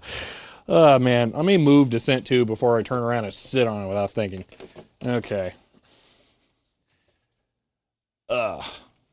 Ugh. Don't click that. Hold on. Ugh. Click. And, what am I doing? Oh, yeah, this. Okay. Oh, boy. Alrighty. Now, let's go here. Isn't the hard drive also an SD card? I don't have the Oak CD driver on my SD card. That's the problem. I don't have it on my laptop. I need to go get it. So here's what I'm doing. I'm connecting to my server at home because I have port forwarding working now. And I'm just going to download the Oak CD-ROM driver here real quick. So yeah, that's apparently, yeah, we got all sorts of CM1 nonsense on there. That's my fault. Ooh, I wonder if Fast Doom supports it. Probably not. What kind of weirdo would code support for this thing into there? Okay. Storage? All right. It's on the 98 boot disk. I am not standing up again until the stream is over. So there you go. Oak CD-ROM. There we go. Okay. And beautiful. And because I'm feeling especially lazy, we're going to edit all the things on here. My God, why have so many programs had their fingers on my auto exec? Every single program is like, can I please just play with your auto exec file? Oh, man. All right, one of these somewhere. Yeah, it's this one. Okay. It's DRV and Oak CD-ROM. Okay, I'm going to copy, paste, DRV, and save. Beautiful. Okay, this I don't think I need to change, so that's fine. Okay. All right. Is there a documented programming interface for this something that FastDoom could work with? One moment. This thing, this stuff, that folder, SDK. We actually have an SDK for it. I don't know what the licensing restrictions are for this stuff, but yep, there's an SDK. Boom. Yep. So, yeah, it could totally be done, but there might be like a lib ultra kind of situation going on where legally you're not supposed to use this. So, I don't know. All right, we got the things on the stuff. So let's try this. Yeah. Oh, you know what? You guys are telling me there's supposed to be a patch for Descent 2. Let's go find that first. Hold on. Descent to... What does this mean? Driver. D2 patch. Deal. Choose... Oh my gosh. Hold on. Way back. Oldest version.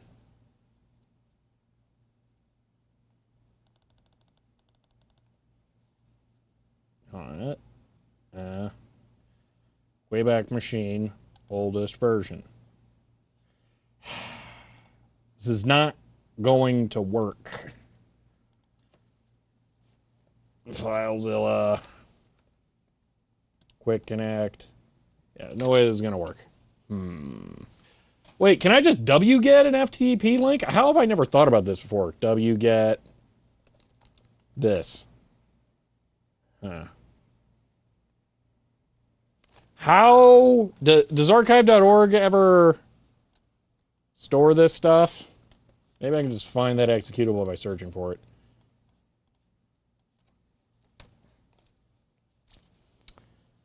Is there somewhere less sketchy? Yeah, I think wget would have got it if it could. It looked like it was trying, but no worky. That's mindflux. Yeah, this is clearly going somewhere. Yeah, fortevr.com. Yeah, that sounds like the kind of domain name that would just be gone. So...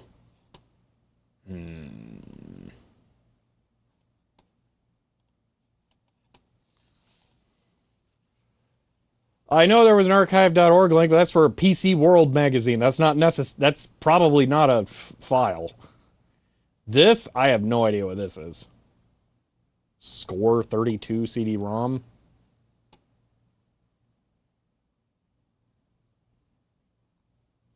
Dude, my neck hurts so much. Goodbye, Phillips. That is such a weird CD.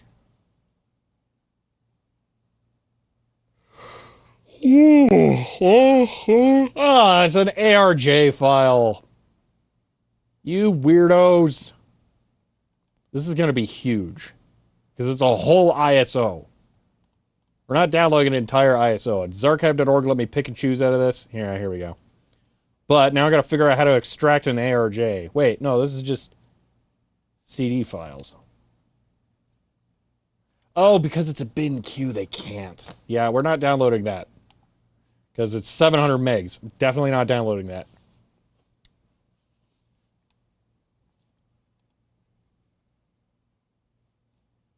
Maybe this? Ooh, hello. Boom. Gimme. Yeah! Alright, we're just putting that straight on here. Sure. Root, why not? Alright, there we go. Close enough. Safely remove so it'll sync or whatever. And there we are. Boom. To the future! Ugh.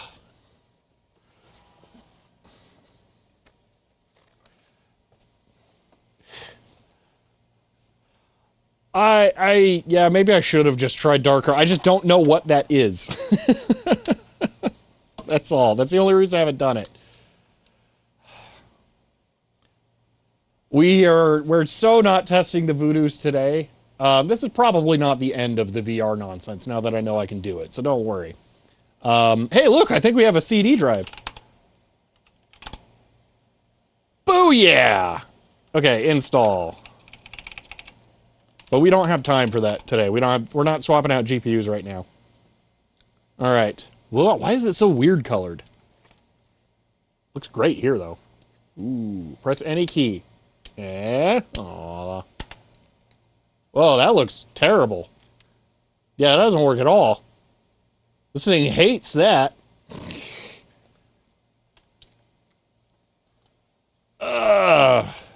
Yeah, tomorrow we're doing, capacitor ordering. High resolutions? No, we're gonna... If you change the low resolution, the movie image quality won't look as nice. Yeah, I know. But then it might actually work. Alright, tons of hard drive space. We're going to use crazy. Oh, yeah, 164 megs. We're a baller. Okay. And battery ordering. Battery ordering. What do you mean battery ordering? Hold on. Yeah, games ascent 2. That works. Sure. I'm not putting a new battery. No, I don't have to replace the battery. I just have to keep the switch in the right spot.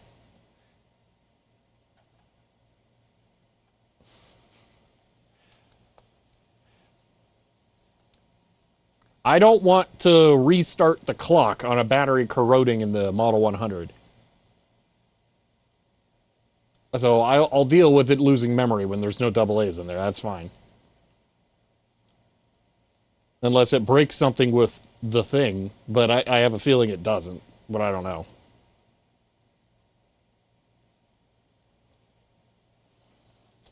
Oh, man. You know, it's actually almost good that we don't have CD audio right now. Because then I don't have to risk the, like, I think this has a typo negative soundtrack. So, yeah.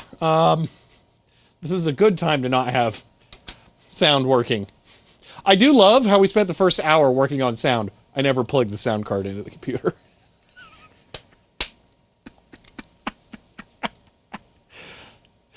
Yeah, the DZAC, you might want to look up the soundtrack for Descent 2.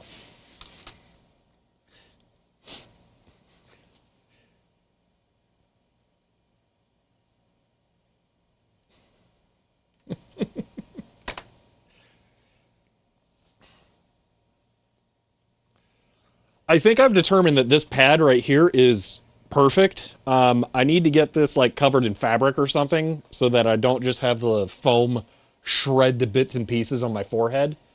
I can also cut another one. I have a plethora of this stuff. But yeah, I definitely need to make a pad to use with this thing. And I like this one. It fits well.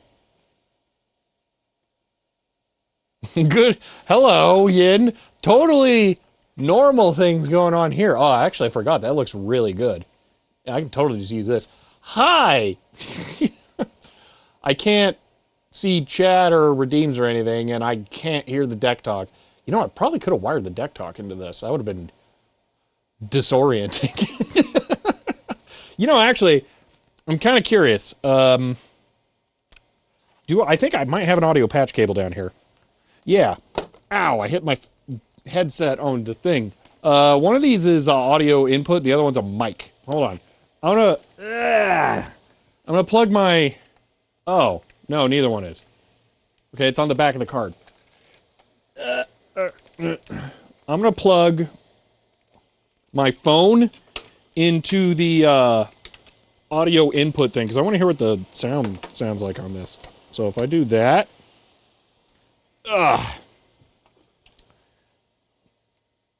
And then this, yes, this is a Forte VFX-1. One of the most notable historic VR headsets there is.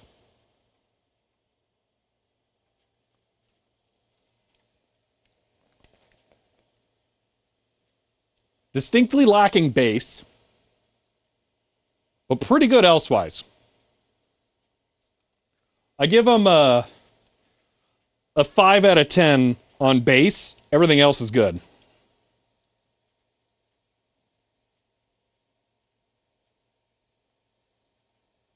Six out of 10 on bass. But yeah. Good version of the Vision Pro, yeah.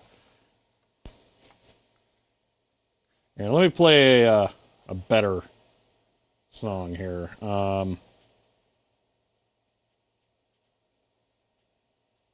Let's see. Yeah, here we go.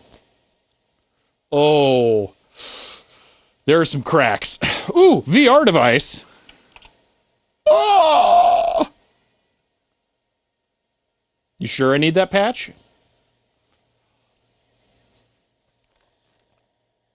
Yeah, Oh.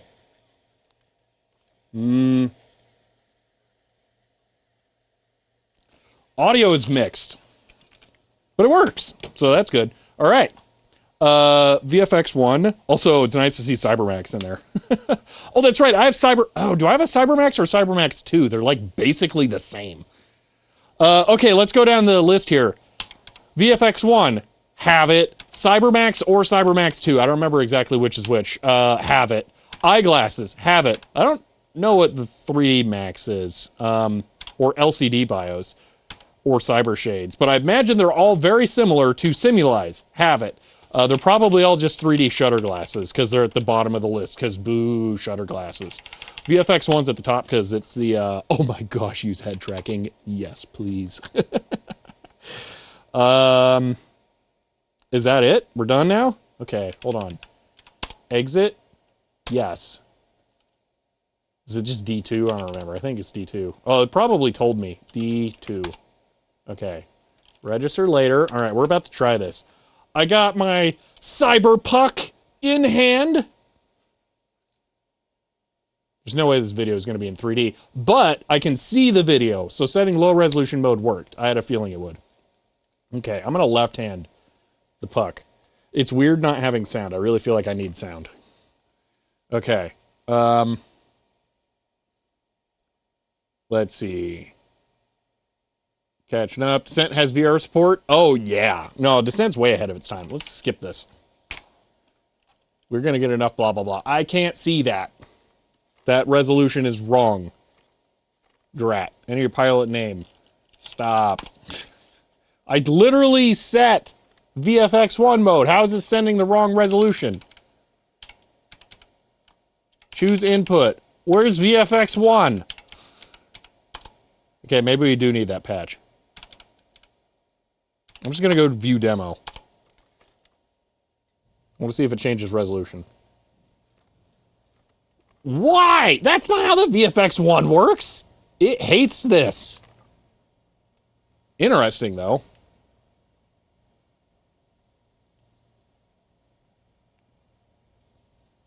Okay, we're going to install the patch.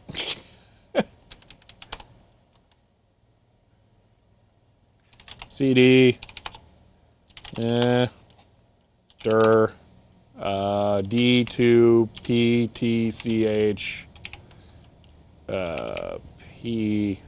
PTCH 11. Okay. Yeah, do whatever. Please enter the directory. Man, I don't remember. It's like C Games Descent 2? Okay, looks like it recognized it? Sure, whatever.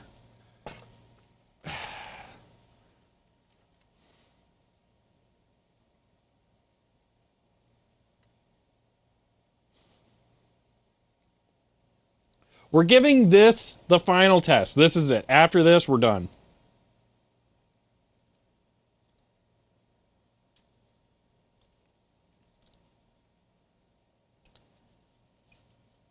It works, though. The headset works. Oh my gosh, I'm so excited. The headset works. It's hard to smile with this much weight on my face, but it works.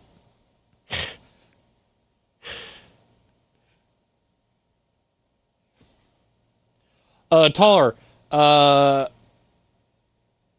For the VFX, you know, we haven't actually seen 3D on it. Maybe it does send out side-by-side video to the external monitor, too. I don't know. What's the resolution? Enough. I don't know. Oh my gosh, how long is this going to take?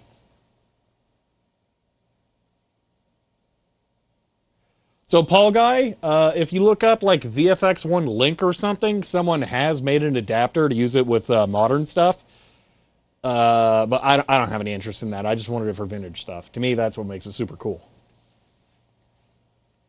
Now you want a VR headset? Yeah, you don't want a vintage one, trust me.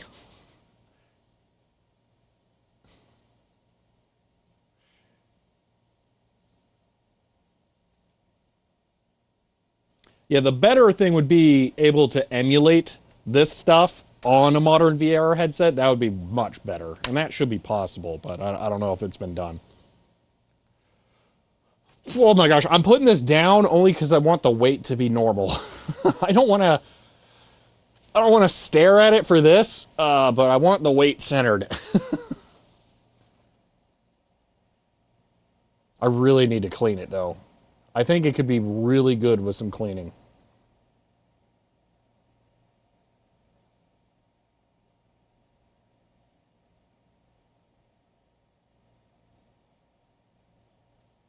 It's kind of a shame how much thing it is, because it is pretty good.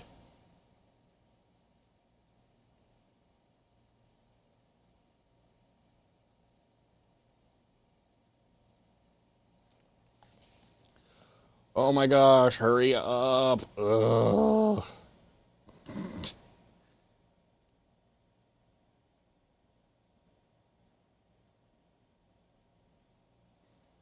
Why is it still 0% complete? Can you hurry up here? Oh, that explains why all the zeros look like 8s. They got the cipher dot in them.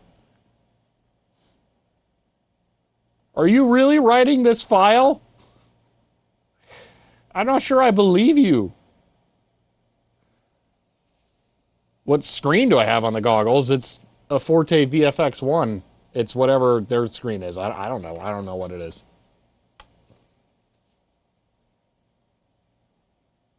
Oh, there it goes. Finally. Jeez. Ugh.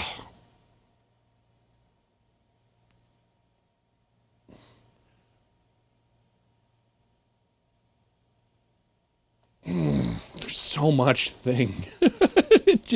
It feels exactly like wearing like a race helmet. Like it does. You get the pressure in all the same spots.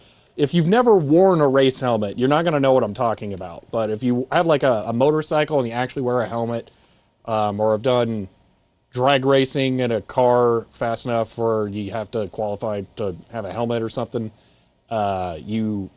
yeah, it's a thing. Okay. Sent to has been patched. Okay, CD, games, CD descent to D2. Okay. I should have run setup first. Whoops. This is probably not going to work. Oh, I can actually see that now. I couldn't see that before. Okay. Ooh, hello. This might work.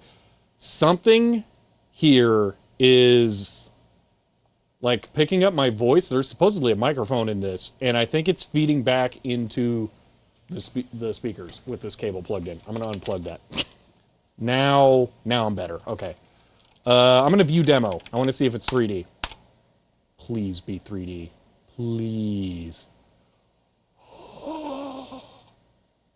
Okay, what are you guys seeing? It's interlaced 3D. That's how it works. The red is gone in the right eye again. There we go. That was short. There's a hair in the lens, too. Okay, it'd be great if it could not be blinding white for just like 5 seconds. You know, we're just going to go into the game. I think it's working. I think it's actually working. Okay. Options. Controls. Where's my cyberpuck? I don't see cyberpuck, man. Where's the cyberpuck? Fine, we'll assume it's keyboard only and maybe that the game's patched or something. Okay. New game. Trainee. We're going to have like 8 hours of cutscene. Is the video 3D? I don't think so. That seems 3D, but I'm wrong. Okay. Oh. That is 100% 3D. Okay. Oh! Oh my gosh! What? Oh, when I lean down, then the thing falls off. Dude! Oh my god. Hold on. Wait. Can the puck do anything? No, but okay, that's a thing. That's actually, it's really good too. Okay, so, oh my gosh. It's so subtle, but it absolutely works.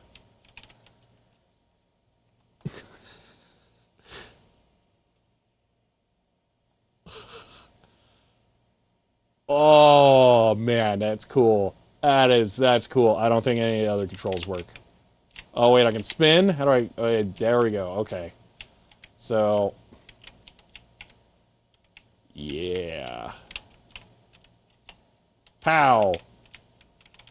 Okay, there's regular fire, okay.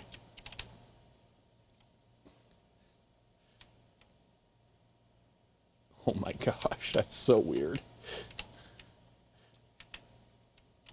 Oh, secret entrance! Okay, that feels too natural. Like, I'm gonna look down and then I can look down. I'm gonna have to come up with something to, like, smash this into my face so it doesn't just bleh. Like, I actually need a solution for that. I don't know if this is supposed to be stiffer, or there's an opening there, like maybe a screwdriver can go into something there. Maybe this needs to be tightened. Dude, it works! Oh my gosh. Okay. I'm happy. I'm happy. That's actually 3D. That's awesome. Wow.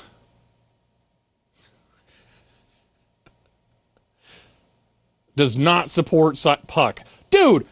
So some of them support VR mouse to get this thing working, and some of them don't. That's super annoying. I wonder if I can force VR mouse to make it work with Descent 2. I'm gonna have to look into that. All right. Well, I think we're gonna have to call it there. That's 100% 3D. Wow, and the motion tracking. Dude, motion tracking 3D nearly 30 years ago, 29 years ago. That's bananas. It's having a hard time rectifying that wall being right there. It does not like it. I'm gonna just turn away. Dude. Isn't that where I came from? You cannot open this door. So I'm stuck? Oh no, there's a guy in here. We gotta kill him. Ah! Ah! Ah! Okay, this is actually kind of really good. Actually, I really like this. Wait, get back here.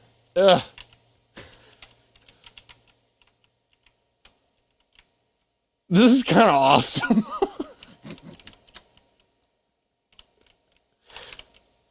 I'm gonna have to stop myself because I will keep doing this. Okay. Wow. VFX-1, like a VFX-1 functional. Dude, this is so cool. This is awesome. So yeah, this is a thing now. Wow. Yeah, I'm gonna take it off. Oh, my neck. Oh, gosh. It works. I can't believe it. It works. Dude, I'm so excited. I have had this thing sitting around for 2 years with no idea whether or not it works. To finally have the card that goes with it. Wow. How's it look on the GoPros? Tiny. We tried it when I was trying to demonstrate a problem with the video. It's really small.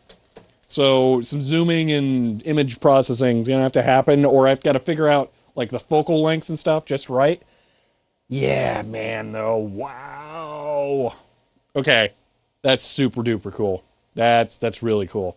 So, yeah, okay. We're going to call that there.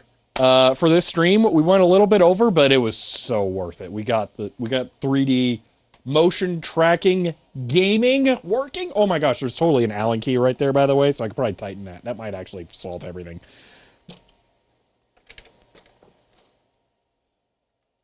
Oh, it's very tight already. But it does control it. I don't know. I'll try to look deeper into manuals and stuff. But yeah.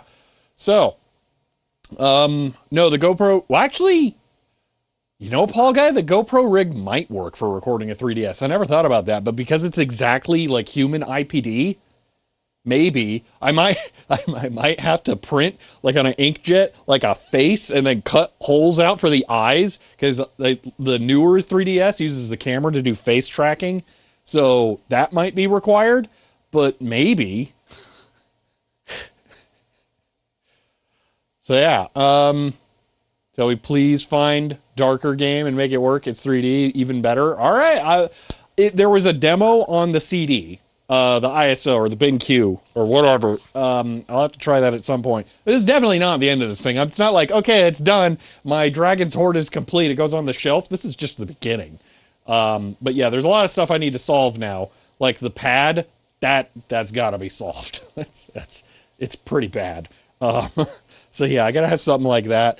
But yeah, so new 3DS tracks eyebrows. That's hilarious. But okay. So yeah, I'm ecstatic. It works. The money was, I'm not gonna say well spent, because I don't know, there's a lot I could have done for $500.